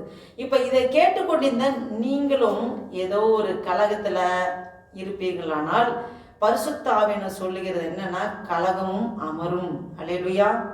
அப்போ இந்த கலகம் அமர்ந்த பின்பு, இந்த குழப்பம் தீர்ந்த பின்பு, இந்த பிரச்சனை முடிந்த பின்பு பவுல் சீசர்களை தன்னிடத்தில் வரவழைத்து வினவி கொண்டு அவர்களுடனே பேசி பகிர்ந்து கொண்டு மக்கெதோனியாவுக்கு போக புறப்பட்டான். அது ஒரு கிரேக்க தேசம். பாருங்க, 2வது வசனம் பார்த்தீங்கன்னா, அவன் அந்த திசைகளிலே சுற்றி நடந்து சீசர்களுக்கு வெகுவாய் புத்தி சொல்லி கிரேக்க தேசத்திலே சேர்ந்தான். பாருங்க, அவன் கிரேக்க தேசத்திலே வெகுவாய் நிறைய பேருக்கு புத்தி சொல்லி என்னன்னாக்க சீசருடைய மனதை திடப்படுத்தி விசுவாசத்திலே நிலைத்திருக்கும்படி அவர்களுக்கு புத்தி சொல்லி நாம் அநேக உபத்திரங்கள் வழியாக தேவனுடைய ராஜ்யத்தில் பிரவேசிக்க வேண்டும் என்று அவன் வந்து அப்படி சொல்றான். இப்போ வந்து எபேசு பட்டணத்தில் இருக்கும்போது மக்களுக்கு மட்டுமல்ல, நமக்கும் அது போலதான், நமக்கு அநேக உபத்திரங்கள் வழியாத்தான் தேவனுடைய ராஜ்யத்திற்குள் பிரவேசிக்க முடியும். அல்லேலூயா. அப்ப இந்த எபேசு பட்டணத்தில் தான் துஷ்ட மிருகங்கள் வந்தது என்று பார்க்கிறோம். அதனாலதான் எபேசியர் நிருபத்தை சற்று உற்று கவனித்தால் நம்முடைய அழைப்பு வந்து தெரிந்து கொள்ளுதல், கிறிஸ்து சபை, தேவனுடைய தாற்பயத்தை ரொம்ப டீட்டெயிலா எழுதிப்பார். நம்ம இதில் பார்த்தோன்னா, எபேசியர் இதில் பார்த்தோன்னா கிறிஸ்துவும் சபையும் ஒரே சரீரம் அப்படின்னு சொல்லப்பட்டதெல்லாம் இந்த எபேசியர் இதில் பார்க்குற. எக்ஸாம்பிள் எபேசியர் 2ஆம் அதிகாரம் 10ஆம் வசனத்தில் பார்த்தோன்னா, ஏனெனில் நற்கிரியைகளை செய்கிறதுக்கு நாம் கிறிஸ்து இயேசுவுக்குள் சிருஷ்டிக்கப்பட்டு தேவனுடைய செய்கையாக இருக்கிறோம், அவைகளில் நாம் நடக்கும்படி அவர் முன்னதாக அவைகளை ஆயத்தம் பண்ணியிருக்கிறார் அப்படின்னு சொல்லப்பட்டிருக்கு. இன்னும் எபேசியர் 6ஆம் அதிகாரம் 12ஆம் வசனத்துல பார்த்தோன்னா, ஏனெனில் மாமிசத்தோடு இரத்தத்தோடும் அல்ல, துரைத்தனங்களோடும் அதிகாரங்களோடும் பிரபஞ்சத்தின் அந்தகார லோகாதிபதிகளோடும் வானமண்டலத்தில் பொல்லாத ஆவின் சேனைகளோடும் நமக்கு போராட்டம் உண்டு அப்படின்னே சொல்லப்பட்டிருக்கு. இந்த வசனத்தின்படி அவர்களது வாழ்க்கை சூழலும் அப்படிதான் அமர்ந்திருந்தது. அதனாலதான் அவர் அதை சொல்றார். பாருங்க, அடுத்து 3வது வசனம் பார்த்தோன்னா, அங்கே 3 மாதம் சஞ்சரித்த பின்பு அவன் கப்பலேறி சீரியா தேசத்துக்கு போக மனதாய் இருந்தபோது யூதர்கள் அவனுக்கு தீமை செய்யும்படி ரகசியமான யோசனை கொண்டிருந்தபடியால் மக்கெதோனியா தேசத்தின் வழியால் திரும்பி போக தீர்மானம் பண்ணினான். பாருங்க, பவுலின் ஒவ்வொரு அசைவுகளையும் அவனுக்கு எகென்ஸ்டாக இருந்த யூதர்கள் கவனிச்சுக்கிட்டே இருக்காங்க. அவன் எங்க போறான், என்ன பண்றான், என்ன இது பண்றான், பின்னாடியே ஒரு குரூப் அவனுக்கு எகென்ஸ்டான குரூப் போயிட்டே இருக்கு. பவுல் எந்த ஊருக்கு போறானோ அங்கே போய் கலகம் பண்றதான் அவங்களுக்கு வேலை. அப்ப நம்ம முன்னமே படித்த மாதிரி தெசலோனிக்கே போனா அங்கேயும் வராங்க, அதை விட்டு வேறு ஊருக்கு போனால் அங்கேயும் போகிறாங்க. தொடர்ந்து பவுலுக்கு விரோதமாக கலகம் அங்கே நடந்து கொண்டே தான் இருக்குது. அப்போ பவுல் வந்து சீரியா தேசத்துக்கு போவதற்கு பிளான் பண்ணுவதை தெரிந்த உடனே அந்த இடத்துக்கு பிளாக் பண்ணலான்னு சொல்லி யூதர்கள் வந்து திட்டம் திட்டுறாங்க. அப்போ மற்ற யாரும் இல்லை, சொந்த யூத ஜனங்களே தான் தடுக்கிறாங்க, அவங்க பிளான் எல்லாம் தடுக்கிறாங்க. அப்போ வந்து இதனால தான் மக்கதோனியர்கள் போக, அதாவது நேரடியாக போனால் அவர்கிட்ட மாட்டிக்கொள்வோன்னு நினச்சி எப்படி போகிறாங்கன்னா, கொஞ்சம் சுற்றி போகிறதுக்கு மனதாக இருந்து அவர் போகிறார். இப்போ 4வது வசனம் பார்த்தீங்கன்னா, பெரோயா ஊரானாகிய சோபத்தரும் தசலோனிக்கரில் அரிஸ்தருக்கும் செக்குந்தும் தெர்பையனாகிய காயுவும் தீமோத்தேயும் ஆசியா நாட்டாராகிய தீகுக்கும் துரோபீமும் ஆசியா நாடு வரைக்கும் அவனுக்கு வழித்துணையாய் வந்தார்கள். பாருங்க, பவுலுக்கு பிரச்சனை இருக்கு என்று தெரிந்தவுடனே பாருங்க, இந்த சகோதரர்கள் இந்த 7 பேரும் அவனுக்கு துணையாவே போக முற்பட்டாங்க. இதனால தான் பவுலுக்கு எவ்வளோ கம்ஃபர்டபுளாக இருந்திருக்குல்ல, கூடவே வரும்போது ரொம்ப கம்ஃபர்டபுளாக ஃபீல் பண்ணிப்பார். சில இடங்களில் அவர் தனியாகவே போய் அவர் வந்து அவர் ஊழியத்தை பண்ணுறதை பார்க்கலாம். இந்த இடத்துல அவருக்கு அவ்வளோ கஷ்டம், அவமானம், வேதனை வரும்போது இந்த சகோதரர்கள் அவர் கூடவே பிரயாணம் பண்ணுவதற்கு அவங்க போகிறாங்க. இப்படித்தான் நாமும் கூட நம்ம என்னன்னாக்க ஒரு சகோதரர் உண்மையாக ஊழியம் செய்யும்போது அவங்களுக்கு கஷ்டம் வேதனை வரும்போது அவருக்கு துணையா நிக்கணும், சப்போர்ட்டிவா இருக்கணும். பாருங்க, இன்றைய காலகட்டத்தில் கஷ்டப்படுறவர்கள் இன்னும் மேலதான் கஷ்டப்பட்டுட்டு இருக்காங்க. ஒருத்தர் கஷ்டப்படுறாங்க, அவங்களுக்கு கை கொடுத்து தாங்கிறதுக்கு துணையா இருக்கிறதுக்கு ஆட்கள் இல்லை, அவங்க இன்னும் மேலும் தான் கஷ்டப்படுறாங்க. அப்ப அந்த காலத்தை பாருங்க, அந்த பவுலுக்கு அவ்வளோ ஆதரவா கூடவே இருக்கிறாங்க. நம்ம வந்து அந்த மாதிரி கஷ்டப்படுறவங்க அப்படியே இருக்கட்டும்னு விடக்கூடாது. இப்போ பாருங்க, பொருளாதார ரீதியாகவும் எந்த சூழ்நிலையும் அவங்க துணையா இருந்தாங்களாம். அந்த 7 பேர் போறாங்க அவர் கூடவே. பாருங்க, 5வது வசனம் பார்த்தீங்கன்னா, இவர்கள் முன்னாக போய் துரோவா பட்டணத்திலே எங்களுக்காக காத்திருந்தார்கள். பாருங்க, அவங்க முன்னாடியே எங்களுக்காக காத்திருந்தாங்கன்னு சொல்லப்பட்டிருக்கு. யார் இப்படி சொல்றாருன்னு பார்த்தா லூக்கா சொல்றாரு. லூக்கா தான் இந்த இதை எழுதுனது, சரிங்களா? இவர்கள் முன்னாக போய் துரோவா பட்டணத்தில் எங்களுக்காக காத்திருந்தார்கள்னு சொல்லப்பட்டா எங்களுக்காகங்கிறது இங்கே லூக்கா சொல்லப்படுது. ஏன்னா இந்த அப்போஸ்தலர் ஃபுல்லாகவே இதை எழுதப்பட்டது வந்து லூக்கா. அவர் வந்து ஒரு வைத்தியர், அவர் தான் எழுதுறாரு. அப்போ எங்களுக்காகன்னு சொல்றது அவரும் அந்த இதில் இருக்கிறாரு, கூடவே பவுலோட கூட இருக்கிறார். அப்ப நாங்க எங்கே போய் சேருவதற்கு முன்னே, நம்ம அங்க போய் சேர்றதுக்கு முன்னே இந்த 7 பேர்களும் அவர்களுக்காக காத்திருந்தவர்கள் போய் அப்படின்னு சொல்லி பாக்குறோம். பாருங்க, 6வது வசனம் பார்த்தீங்கன்னா, புளிப்பில்லாத அப்ப பண்டிகை நாட்களுக்கு முன்பு நாங்கள் கப்பலேறி பிலிப்பு பட்டணத்தை விட்டு 5 நாளைக்குள்ளே துரோவா பட்டணத்துக்கு அவர்களுக்கு வந்து அங்கே 7 நாள் தங்கி இருந்தோம் அப்படின்னு சொல்லி பாட்டுவோம். அவர்கள் ஒவ்வொரு பட்டணமா கடந்து வராங்க. அப்படியே அது வந்து அவங்க அங்கே தங்கி இருக்கும்போது 7வது வசனம் பார்த்தீங்கன்னா, வாரத்தின் முதல் நாளிலே அப்பம் பிற்கும் போது சீசர்கள் கூடி வந்திருக்கையில் பவுல் மறுநாளிலே புறப்பட வேண்டும் என்றிருந்து அவர்களுடனே சம்பாசித்து நடுராத்திரி மட்டும் பிரசங்கித்தான். பாருங்க, பவுலின் பிரயாணம் வந்து 5 நாள் பிரயாணம் பண்ணி துரோவா பட்டணத்துக்கு வந்துட்டாரு. இப்ப வந்து விட்டு இங்கிருந்து அடுத்த நாள் வேறொரு பட்டணத்துக்கு போறாரு. அவருக்கு டைம் இல்லை. அதனால சகோதரர்கள் எல்லாரும் அதனால சகோதரர்களை எல்லாம் வரவழைச்சு ஒரு நைட்டு ஃபுல்லாக என்ன பண்ணா பிரசங்கம் பண்ணுறார். பாருங்க, அவர் இந்த ஊழிய பாதையில் வந்த விதம், பாடுகள், தடைகள் எல்லாமே பழைய ஏற்பாட்டு அந்த வசனங்கள் எல்லாம் நிறையா சொல்லி அவர் போதகம் பண்ணுற பிரசங்கம் பண்ணிக்கிட்டே இருக்கார். இப்படி பண்ணிட்டு இருக்கும்போது பார்த்தீங்கன்னா 8வது வசனம் பார்த்தீங்கன்னா, அவர்கள் கூடியிருந்த மேல் வீட்டிலே அநேக விளக்குகள் வைத்திருந்தது. அப்பொழுது பாருங்க, அநேக விளக்குகள் அங்கே வச்சு, அது நைட்டு நேரம் அவர் கூடியிருந்த இடத்துல அநேக விளக்குகள் போடப்பட்டிருந்தது. பாருங்க, 9வது வசனம் பார்த்தீங்கன்னா, அப்பொழுது ஐத்திகு என்னும் பேர் கொண்ட ஒரு வாலிபன் ஜன்னலில் உட்கார்ந்திருந்து பவுல் நெடுநேரம் பிரசங்கம் பண்ணி கொண்டிருக்கையில் மிகுந்த தூக்கம் அடைந்து தூக்கம், இது வந்து துக்கம் இல்லை, தூக்கம் அடைந்து நித்திரை மயக்கத்தினால் சாய்ந்து 3ஆம் மெத்தையிலிருந்து கீழே விழுந்து மரித்தவனாய் எடுக்கப்பட்டான். பாருங்க, இந்த ஐத்திக்கு வந்து ரொம்ப நேரம் அவர் பிரசங்கம் பண்றாரு, பண்ணிகிட்டே இருக்காரு. ஒரு டைம்ல வந்து அவன் தூங்கிடுறான். ஐத்துக்கு தூங்கி ஒரு டைம்ல அப்படியே அவன் வந்து நடுராத்திரி வரைக்கும் ஒரு பிரசங்கம் பண்ணிகிட்டே போயிட்டுருக்காரு. அது வந்து அவன் அந்த 3ஆவது மாடியிலேருந்து அவன் கீழே விழுந்து மரிச்சவனாக அவன் வந்து கிடந்திருக்கான்னு சொல்லி. அப்போ அந்த காலத்திலே 3 மாடி கட்டடம்லாம் கட்டியிருக்காங்க. அப்போ ஜன்னல் கம்பி இல்லாமல் தான், அந்த ஓப்பன் ஜன்னலாக தான் அந்த இருந்திருக்கு. அப்படியே கீழே விழுந்துட்டாங்க. என்ன அடிபட்டுச்சு, ஊமையடியா, அதையெல்லாம் தெரியல.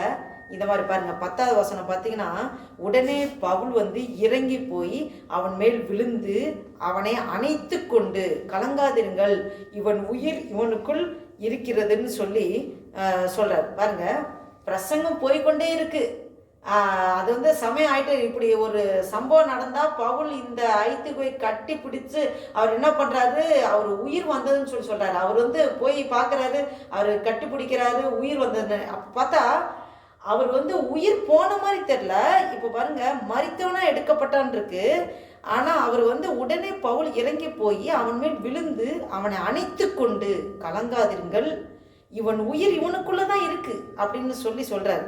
பின்பு பாருங்க, 11ஆம் வசனம் பார்த்தீங்கன்னா, பின்பு ஏறி போய் அப்பம் பிட்டு புசித்து விடிய காலம் அளவும் வெகு நேரம் பேசி கொண்டிருந்து பின்பு புறப்பட்டான். பாருங்க, பின்பு பிரசங்கத்தை அவர் விடவே இல்லை. பாருங்க, அதன் பிறகு வெகு நேரம் அவர் வந்து பேசிக்கொண்டு, தூங்கினாலும் பிரசங்கத்தை நிறுத்த மாட்டாரு, செத்தாலும் உயிரோட எழுப்பி உட்கார வச்சு திரும்ப மறுபடியும் பிரசங்கத்தை செய்வார். அதான் பவுல் வந்து நல்ல பிரசங்கியர்னு சொல்லலாம்.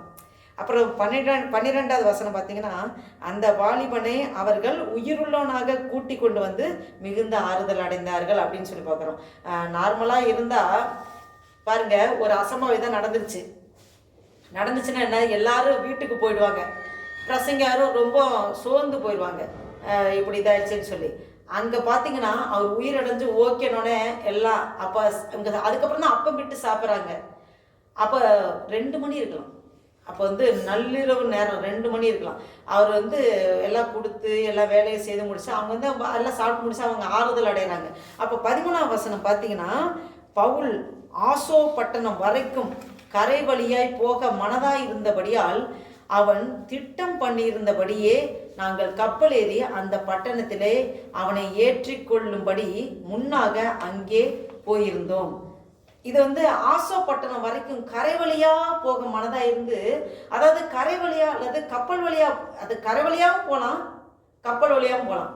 அப்போ ஏன் கரை வழியாக போகிறான்னா, ஏனென்றால் நிறைய பேரை பார்க்கலாம். கரை வழியானா அந்த கடற்கரை ஓரம் பார்க்கும்போது நிறைய பேர் மீட் பண்ணலாம், ஆண்டோட பற்றி அநேக காரியங்கள் சுவிசேஷம் சொல்லிகிட்டே போகலாம் அப்படின்னு சொல்லி அவர் வந்து கரை வழியாக போகிறாரு. அப்போ நிறைய பேர்கிட்ட சொல்லிட்டு, அப்போ பவுலோட வந்தவர்கள் கப்பல் வழியாக முன்பே சென்று அவனுக்காக காத்திருக்காங்க, வெயிட் பண்ணுறாங்க.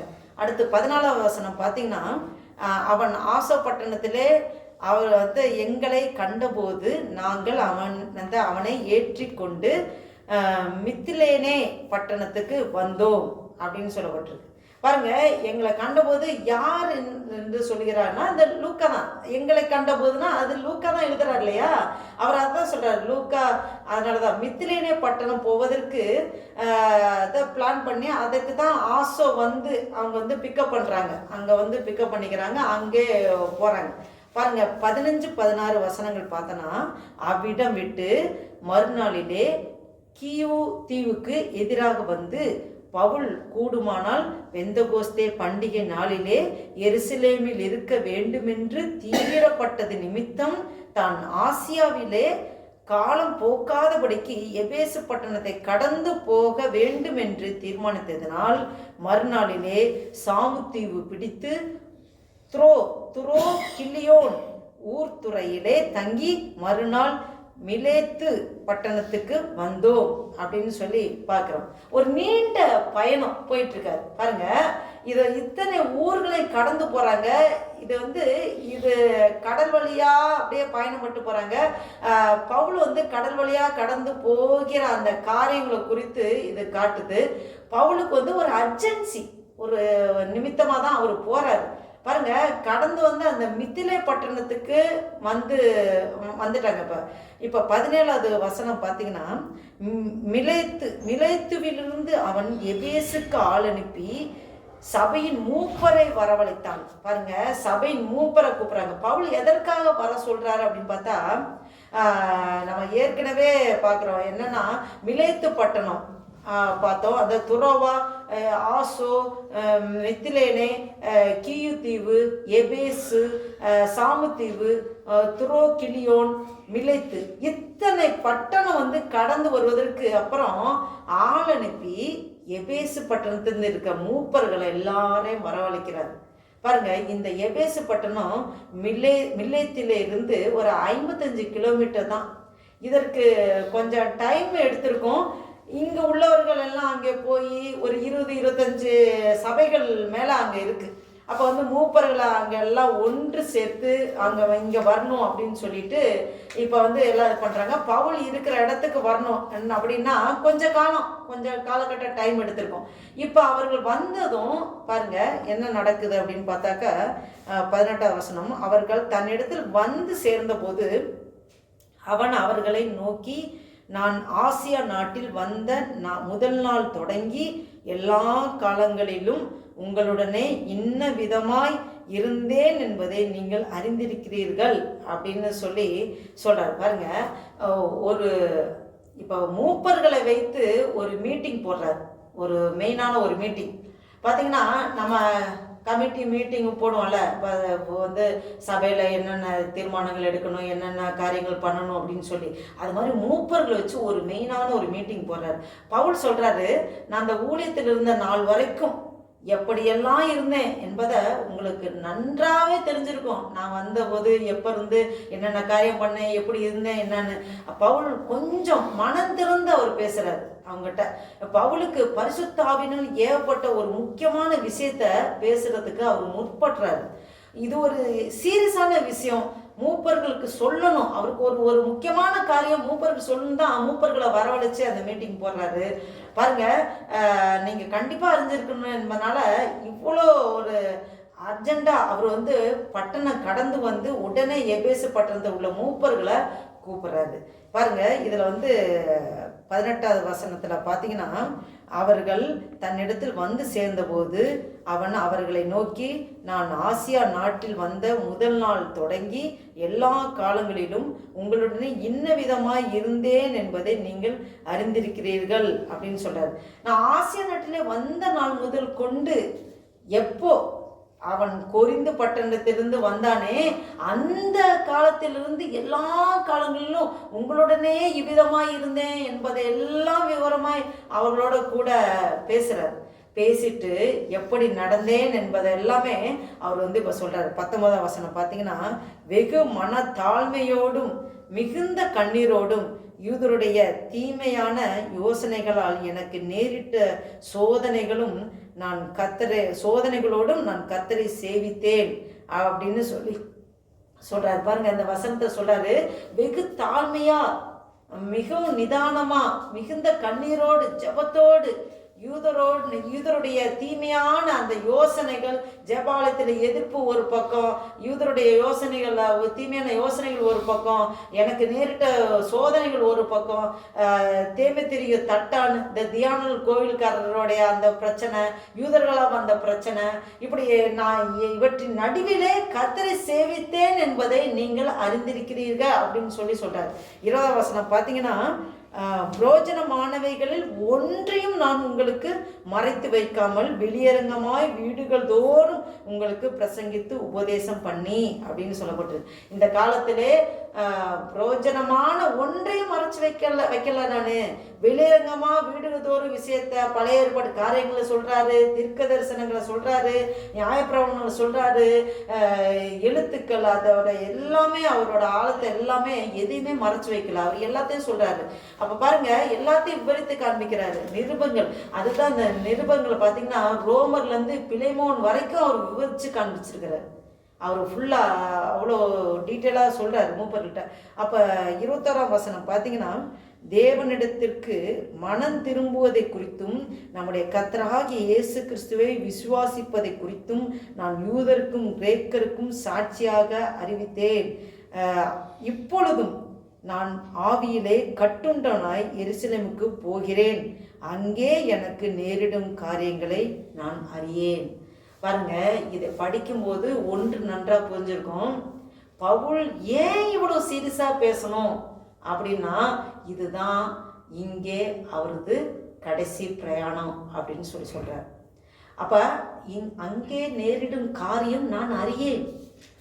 ஏன் இப்படி சொல்கிறாரு அப்படின்னா, ஏன் இவர்கள் எருசலேமுக்கு போனால் ஏதாவது பிரச்சனை ஆயிடுமா அப்படின்னு பார்த்தா, பிரச்சனை ஆரம்பித்ததே எருசலேமில் தான்.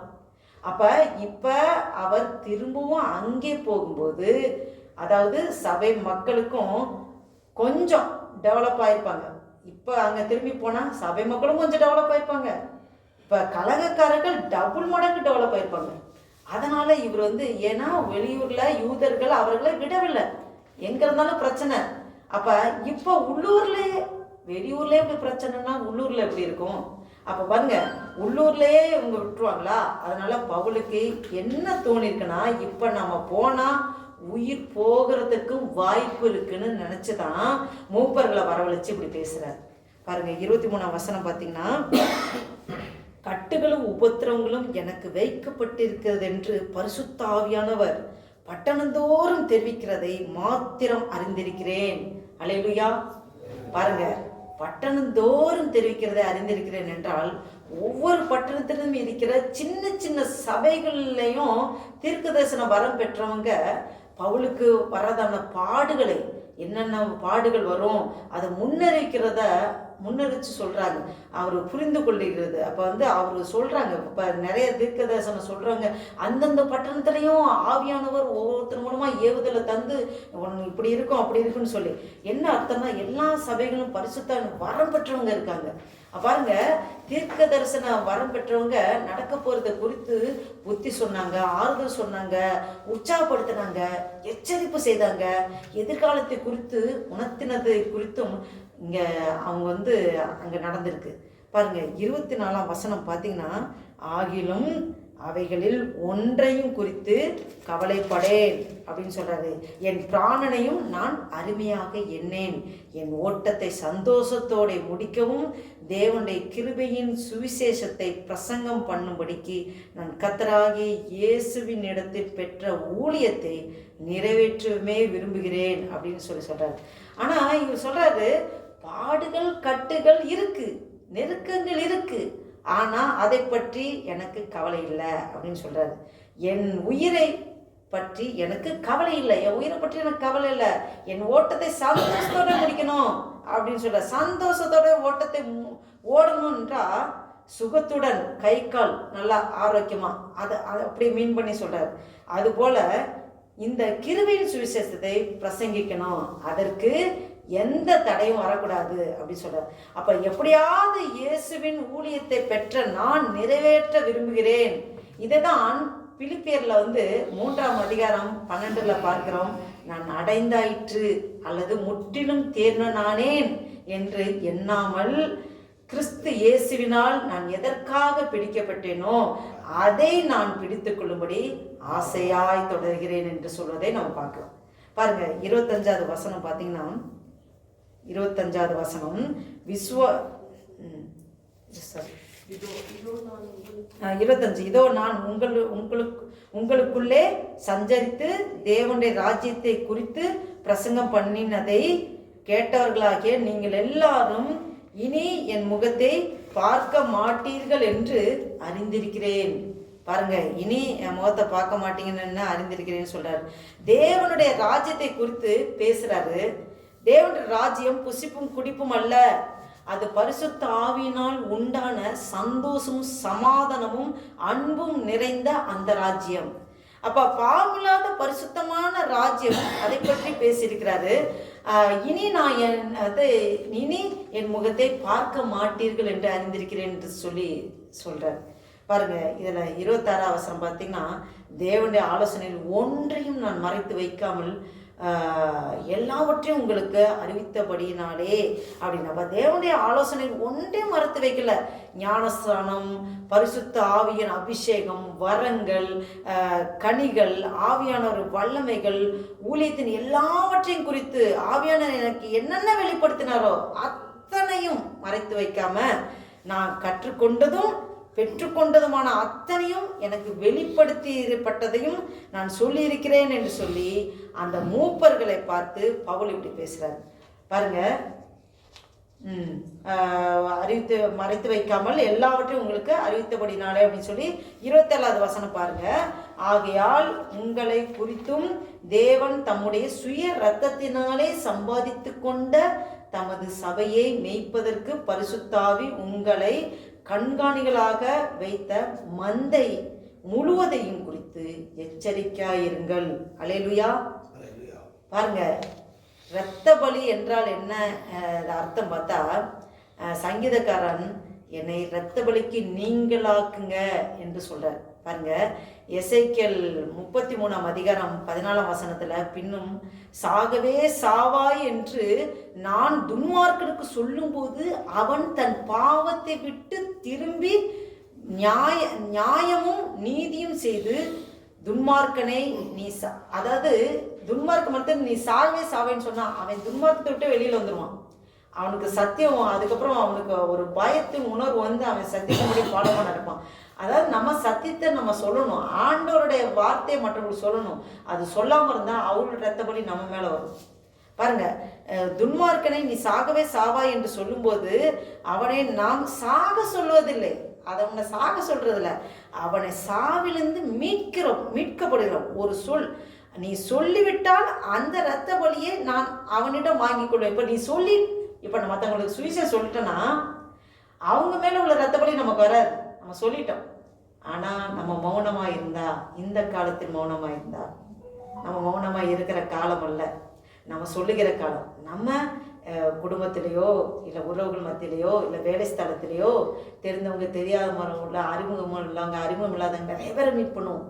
ஆண்டோட சத்தியத்தை சொல்வது நம்மையில் விழுந்த கடமை.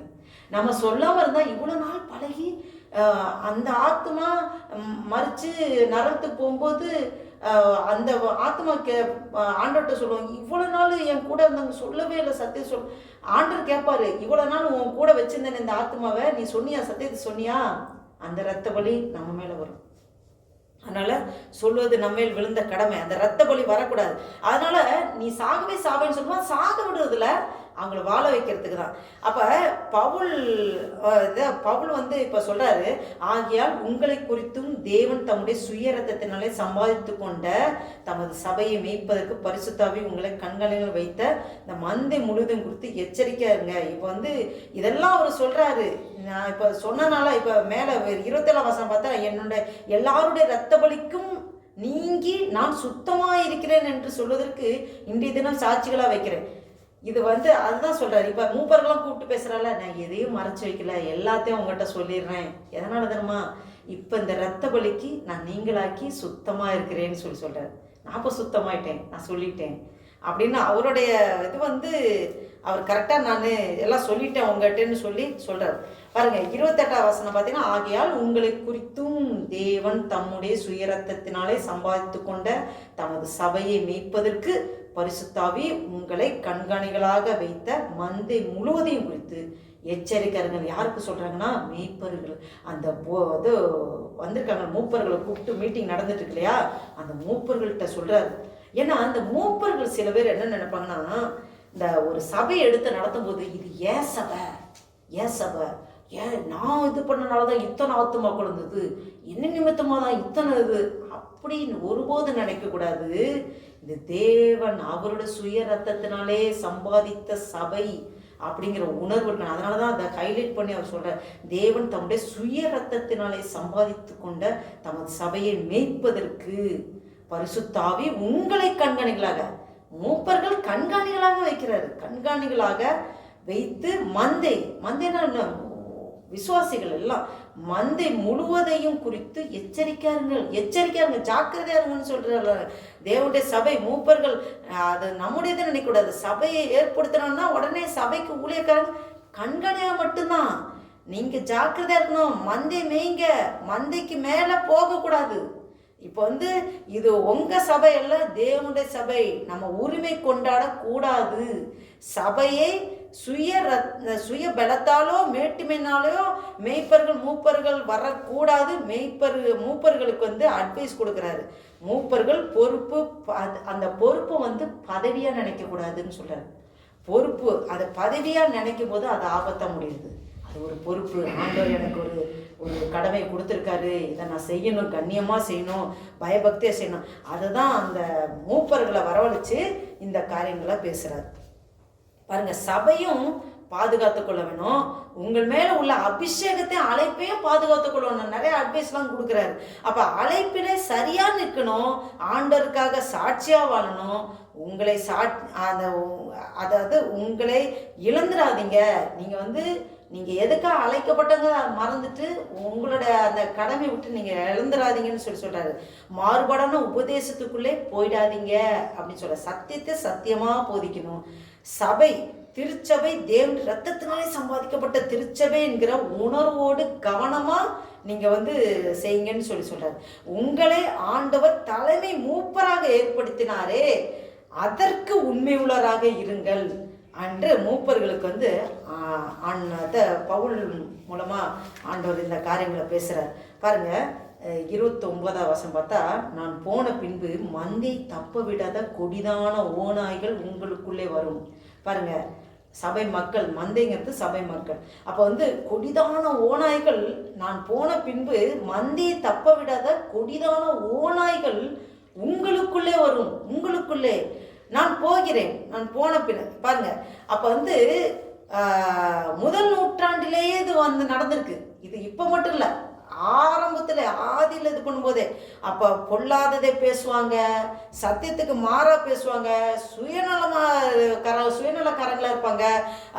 நம்மளை பணத்துக்கு பின்னு போகிறவங்க இருக்காங்க. அப்போ நம்மளை உங்களை ஏமாற்றி சபையை விட்டு பிரித்து போகிறதுக்கு, சபையை விட்டு பிரித்து கொண்டு போகிறதுக்கு ஆட்கள்லாம் இருப்பாங்க. அப்போ அந்த மாதிரி சூழ்நிலைகள் வரும். கள்ள உபதேசங்களை குறித்து கவனமாக இருக்கணும். தவறான உபதேசங்களை குறித்து ரொம்ப கவனமாக எச்சரிக்கையாக இருக்கணும். ஊழியர்களுக்குள்ளே பிசாசு வஞ்சித்து எழும்ப விடாமல் பார்த்துக்கணும். அப்போ அந்த சபைக்குள்ளேயே நிறையா படும் ஓநாய்கள் சபைக்குள்ளேயே நிறைய எழும்புன்னு சொல்லி சில பேர் அந்த போதகர் பாஸ்டர் மாதிரி தெரியும், பார்த்தா நல்லா அவங்களுக்குள்ளேயே ஓநாய்கள், அதை பிசாசு அதை பார்க்கறதுக்கு ஒரே மாதிரியே தெரியும். கள்ள தீர்க்கதரிசி பார்த்தா நல்ல தீர்க்கதரிசியும் கள்ள தீர்க்கதரிசியும் டிஃப்ரெண்டே தெரியாது, ஒரே மாதிரி தான் தெரியும். அவங்களும் பைபிளை தான் வச்சு பிரசங்கம் பண்ணுவாங்க, இது பண்ணுவாங்க. சத்தியத்தை சத்தியமாக போதிக்கிறார்களா என்று பார்த்து நம்ம அறிய வேண்டும். ரொம்ப கவனமாக இருக்கணும்னு சொல்லித்தான் உங்களுக்குள்ளே குடிதான ஓநாய்கள் எறும்பும் உங்களில் சில பேர். பாருங்க, அடுத்து 30வது வசனம் நம்ம பார்த்தோன்னா, 30வது வசனம், உங்களிலும் சிலர் எழும்பி, இது என்ன சொல்ல, உங்களிலும் நமக்குள்ளேயே சபைக்குள்ளேயே உங்களிலும் சிலர் எழும்பி சீசர்களை தங்களிடத்தில் இழுத்து கொள்ளும்படி மாறுபாடானவைகளை போதிப்பார்கள் என்று அறிந்திருக்கிறேன். பாருங்க, அவருக்கு ஆவியானவர் ஏவுதனாலே இது மூப்பர்கள் மீட்டிங் போட்டு இந்த காரியங்கள் சொல்றாரு. உங்களுக்குள்ளே சில பேர் எழும்புவாங்கன்னு சொல்லி. அப்ப கவனமா இருக்கணும். சீசர்கள் விசுவாசிகள் உங்களுக்குள்ளே தனியா கூட்டத்தை இழுத்து கொண்டு போயிடுவாங்க. அதாவது ரொம்ப கவனமா ஊழியக்காரர்களை குறித்தும் உபதேசத்தை குறித்தும் சபை குறித்தும் மாறுபானதை பேசி தங்களுக்கென்ற ஆள் சேர்க்கிற சூழ்நிலையும் வரும் அப்படின்னு சொல்றார். பாருங்க, 31ஆம் வசனம், ஆனபடியால் நான் 3 வருஷ காலமாய் இரவும் பகலும் கண்ணீரோடே இடைவிடாமல் அவனவனுக்கு புத்தி சொல்லி கொண்டு வந்ததை நினைத்து விழித்திருங்கள். பாருங்க, 3 வருஷ காலமா இவர் இந்த இடத்துல தான் அவர் சொல்றாரு. அதெல்லாம் முடிச்சு இப்போ 3 வருஷ காலமா அவர் எல்லாம் சொல்றாரு. கண்ணீரோடு இடைவிடாமல் அவனுக்கு புத்தி சொல்லி கொண்டு வந்ததை நீங்க நினைத்து ஜாக்கிரதைங்க, விழித்திருங்க, அலர்ட்டா இருங்கன்னு சொல்றாரு. அதனால பாருங்க, அவர் தனித்தனியா உங்ககிட்ட பேசியிருக்கேன். நம்ம சுயநலக்காரர்கள், நம்ம சுயம் எழும்பி நம்ம ஏமாற்றி விடக்கூடாது. வந்து நம் தேவனுக்கு பிரியமாக இருக்கணும். சபை நம்முடையதல்ல, கிறிஸ்துவின் சபை அப்படிங்கிற நினைப்பு எப்பவுமே இருக்கணும் அப்படின்னு சொல்கிறார். 32ஆம் அதிகாரம் வசனம் பார்த்தீங்கன்னா 32ஆம் வசனம், இப்பொழுதும் சகோதரரே நீங்கள் பக்தி விருத்தி அடைவும் பரிசுத்தமாக்கப்பட்ட அனைவருக்குள்ளும் உங்களுக்கு சுதந்திரத்தை கொடுக்கவும் வல்லவராய் இருக்கிற தேவனுக்கும் அவருடைய கிருபையுள்ள வசனத்துக்கும் உங்களை ஒப்பு கொடுக்கிறேன் அப்படின்னு சொல்றாரு. இப்போ சகோதரே, நீங்க பக்தி விருத்தி அடையணும், நல்லா ஜெபிக்கணும், நல்லா வேதத்தை வாசிக்கணும், பாருங்க நல்லா அந்நிய பாஷையில பேசி நான் உங்களுக்கு இந்த வசனத்தெல்லாம் ஒப்பு கொடுத்துருக்கேன், நீங்கள் அதுபடி நீங்கள் நடக்கணும்னு சொல்லி அவர் வந்து சொல்றாரு. ஒருவனுடைய 33ஆம் வசனம், ஒருவனுடைய வெள்ளியை ஆகிலும் பொன்னை ஆகிலும் வஸ்திரத்தை ஆகிலும் நான் இச்சிக்கவில்லை அப்படின்னு சொல்றாரு. பாருங்க, அவர் வந்து எபேசு பட்டணத்துல பணக்கார பட்டணம், எபேசு பட்டணம் ஐஸ்வரவான்கள் நிறைந்த பட்டணம். அது உங்ககிட்ட இருக்கிற இந்த வெள்ளி பொண்ணு வஸ்திரம் இதெல்லாம் நான் வந்து இச்சித்து என் ஊழியத்தை பண்ணலை. எனக்கு ஆண்டவர் ஸ்ட்ரென்த்தை கொடுத்துருக்காரு, கைகளில் திடன் கொடுத்துருக்காரு. அவர் அப்படி தான் செய்கிறார். இன்னும் அவரோட கூட உடன் இருக்கிறவர்களுக்கும் அவருக்கும் எல்லாமே தேவைகளை அவர் சந்தித்து இது பண்ணுறாரு. இப்படி உங்களை கர்த்தரெடுத்து நடத்துவதற்கு பிரயாசப்படலை, கர்த்தருக்காக உங்களுடைய ஆத்மாவை நினைத்து உங்களை கர்த்தரிடத்தில் நடத்தும்படியான காரியத்தை செய்தேன். இப்படிப்பட்ட ஊழியத்தை நான் தேவன் எனக்கு கொடுத்தார். நான் வந்து என் கைகளால் செஞ்சேன். நான் வந்து உங்களை நீங்கள் இந்த பணம், இந்த வெள்ளி பணம் இதுக்கெல்லாம் நான் வந்து இது பண்ணல, இச்சிக்கலைன்னு சொல்லி சொல்கிறதா பார்க்குறோம். பாருங்க 34ஆம் வசனம் பார்த்தீங்கன்னா, நீங்கள் அறிந்திருக்கிறபடி எனக்கும் என்னுடனே கூட இருந்தவர்களுக்கும் வேண்டியவைகளுக்காக இந்த கைகளே வேலை செய்தது. பார்த்தீங்களா, உங்களிடத்தில் வாங்கி சாப்பிடல, நான் உங்களிடத்தில் வாங்கி சாப்பிடல, அதற்காக இந்த ஊழியம் கிடையாது. எனக்காகவும் என்னுடன் வேலையாட்களுக்காகவும் நான் என் கையாலே சம்பாதித்தேன்னு சொல்லி அப்போஸ்தலன் பவுல் சொல்றாரு. என்னை பண விஷயத்தில் சொல்லுகிறதுக்கு ஒன்றுமே கிடையாது, நான் சுத்தமானு சொல்லி அவர் சொல்றாரு. அப்போ பணத்தினாலே ஐஸ்வர்யத்தினாலே அவர் கரபடியலை. அவர் ஆண்டு கொடுக்குற ஸ்ட்ரென்த்தில் அவர் கூட இருக்கிறவங்களுக்கும் அவர் தேவைகளை அவரே அவரோட உழைச்சி அவர் செய்கிறார், கடமைகளை செய்கிறார். இன்னும் பார்த்தீங்கன்னா 35ஆவது வசனம், இப்படி பிரயாசப்பட்டு பலவீனரை தாங்கவும் வாங்குகிறதை பார்க்கிலும் கொடுக்கிறதே பாக்கியம் என்று கர்த்தராகிய இயேசு சொன்ன வார்த்தைகளை நினைக்கவும் வேண்டும் என்று எல்லா விஷயத்திலும் உங்களுக்கு நான் காண்பிச்சேன்னு சொல்றாரு. பாருங்க, இப்படி வாங்கிறத பார்க்கலும் கொடுக்கிறது பாக்கியம். அதாவது கொடுங்கள் அப்போது உங்களுக்கு கொடுக்கப்படும் என்று சொல்லப்பட்டிருக்கு. நம்ம எந்த அளவுக்கு கொடுக்குறோமோ அது அதை விட டவுன் மடங்கு ஆண்டு தருவார். பாருங்க, இப்படி பிரயாசப்பட்டு பலவீனரை தாங்கணும். நமக்கு வந்து பலவீனம் வந்து சரீரத்தை மட்டும் பலவீனம் இல்லை, மன ரீதியாக பலவீனம், ஆவிக்குரிய பலவீனம் இருக்குது, சரீர ரீதியாக பலவீனம் இருக்குது. எல்லா விதத்துலேயும் நம்மளோட கூட இருக்கணும்னு நம்ம சப்போர்ட் பண்ணி அவங்களுக்கு தாங்கணும். ஒரு சைக்கிளுக்கு சப்போர்ட் கொடுக்கணும். அவங்களுக்கு மன ரீதியான இருந்தால் அதில் ஒரு சப்போர்ட்டு, இல்லை உடல் ரீதியாக பலவீனம் இருந்தால் அவங்களுக்கு அதில் சப்போர்ட் பண்ணி நம்ம பண்ணணும். அதோட வாங்குறது பாக்கியம், கொடுக்கறது தான் பாக்கியம்னு சொல்கிறாங்க. நம்ம மற்றக்கிட்ட வாங்குறதை விட கொடுக்கறது பாக்கியம். அப்போ பார்த்து கர்த்தராகிய இயேசு சொன்ன வார்த்தைகளை நினைக்கவும் வேண்டும் என்று எல்லா விதத்திலும் உங்களுக்கு காண்பித்தேன்னு சொல்லி அந்த மூப்பர்களோட மீட்டிங்கில் இவ்வளோ காரியங்கள் பவுல் வந்து பேசுகிறார். இவைகளை சொன்ன பின்பு அவன் முழங்கால் படியிட்டு அவர்கள் எல்லாரோடும் கூட ஜெபம் பண்ணுறார். அவர் முழங்கால் படியிட்டு எல்லாம் மூப்பர்களோட ஜெபம் பண்ணி எல்லாம் தலையில் கை வச்சு எல்லாம் ஜெபம் பண்ணுறார். நல்ல ஒரு ஆவியில் நிறைஞ்சு அவர்கள் எல்லாரும் மிகவும் அழுது, என் முகத்தை நீங்கள் இனி பார்க்க மாட்டீர்கள் என்று அவன் சொன்ன வார்த்தையை குறித்து அதிகமாய் துக்கப்பட்டு, வாங்க அதிகமாக துக்கப்படுறாங்க, ரொம்ப ஃபீல் பண்ணுறாங்க. ஏன்னா இதுக்கப்புறம் என்ன நடக்கும், இன்னும் வரமாட்டேன்னு சொல்லிட்டாரு, அவ்வளோதான். இதுதான் இனிமேல் பவுலை பார்க்கவே முடியாதா? அவங்கள உண்மையாக பவுல் மேலே அன்பு வச்சு அந்த அளவுக்கு ஸ்நேகத்தோடு இருந்திருக்காங்க. அவங்க அந்த இழப்பு இவர் இனிமேல் பார்க்க முடியாதுன்னு சொல்லி அந்த ஃபீலிங்கில் அவங்க அழுகுறாங்க. கடைசியில் 37ஆம் வசனம் பார்த்தீங்கன்னா, பவுலின் கழுத்தை கட்டி கொண்டு அவனை முத்தம் செய்து கப்பல் வரைக்கும் அவனுடனே கூட போனார்கள். கப்பல் வரைக்கும் போய் அந்த கடைசியில் பிரயாணத்தில் அனுப்பிச்சி வைக்கிறாங்க. இந்த அளவுக்கு பவுல் வந்து இது 3வது பிரயாணம், 3வது மிஷினரி பிரயாணம் இன்னும் முடியல. அது வந்து 26வது வசனத்துலேயும் போகும் அதோட கண்டினியூஷன். அவர் வந்து பவுலோட 3 மிஷினரி பிரயாணத்தில் அது 3வது பிரயாணம் பார்க்குறோம். அவர் உண்மையாக தேவனுக்காக உண்மையாக ஒன்றாரு. அவர் வந்து எதுவுமே தனது நான் இப்படி பண்ணேன், நான் இவ்வளோ அடிகள் போட்டேன், இவ்வளோ இது பண்ணேன் பெருமையாக பேசுறது ஒன்றுமே இல்லை. எல்லாம் நஷ்டம் குப்பையுமாக அவர் ஜீவ கிரீடத்தை பார்க்குறார். ஆண்டவர் நோக்கி எனக்குன்னு கொடுக்கப்பட்ட அழைப்பில் அவர் உண்மையாக ஓடி அவர் ஓட்டத்தை முடிக்கிறத நம்ம அதுக்கப்புறம் பார்க்கலாம். கர்த்தர் இந்த நாளில் இந்த அப்போஸ்தலர் நடவடிக்கைகளில் 19, 20வது அதிகாரத்தை வேத ஆராய்ச்சி பண்ணுவதற்கு அடிமைக்கு கொடுத்த வாய்ப்புக்காக ஆண்டவருக்கு நன்றி சொல்கிறேன். ஒரு சின்ன ஜெபம் பண்ணுவோம். அல்லேலூயா. நன்றி தகப்பனே, நன்றியோடு துதிக்கிறோம், ஸ்தோத்தரிக்கிறோம். ஆண்டவரே, இந்த நாளில் கூட ஆண்டவரே அப்போஸ்தலர் நடவடிக்கைகள் ஆண்டவரே அப்பா 19வது அதிகாரம் 20வது அதிகாரத்தை தியானிக்கும்படியாக வேத ஆராய்ச்சி பண்ணும்படியாக ஆண்டவரே அடிமைக்கு இந்த வாய்ப்பை தந்திரேன். நன்றி தகப்பனே. ஆண்டவரே உங்களுடைய நாமம் மகிமைப்படட்டும் ஐயா. அப்பா அந்த அப்போஸ்தலனாகிய பவுலை போல ஆண்டவரே நாங்கள் ஆண்டவரே எங்கள் வாழ்க்கையில் ஆண்டவரே அப்பா எங்களுக்கு ஜீவன் தந்திருக்கிறீர், பலம் தந்திருக்கிறீர், சுகம் தந்திருக்கு. அது உமக்காகவே பயன்படுத்த, உமக்காக ஓடி உழைக்க, அநேகருக்கு உன் அன்பை எடுத்து சொல்ல ஆண்டவரே எங்கள் ஒவ்வொரு எடுத்து பயன்படுத்துக்கப்பா. ஆண்டவரே இந்த கேட்டுக்கொண்டிருக்க பார்த்துக்கொண்டு ஒவ்வொருவரையும் ஆசீர்வதிங்க, பலப்படுத்துங்க. எங்களை உங்களுடைய பிள்ளையாக உமக்காக ஓடி உழைக்க பலந்தந்து நீங்கள் நடத்த போகிறதுக்காக ஸ்தோத்திரம். உமக்கே துதி கன மகிமை எல்லாம் செலுத்துகிறோம். இயேசு கிறிஸ்து நாமத்தினால ஜெபிக்கிறோம் ஜீவனில் நல்ல பிதாவே. ஆமென், ஆமென்.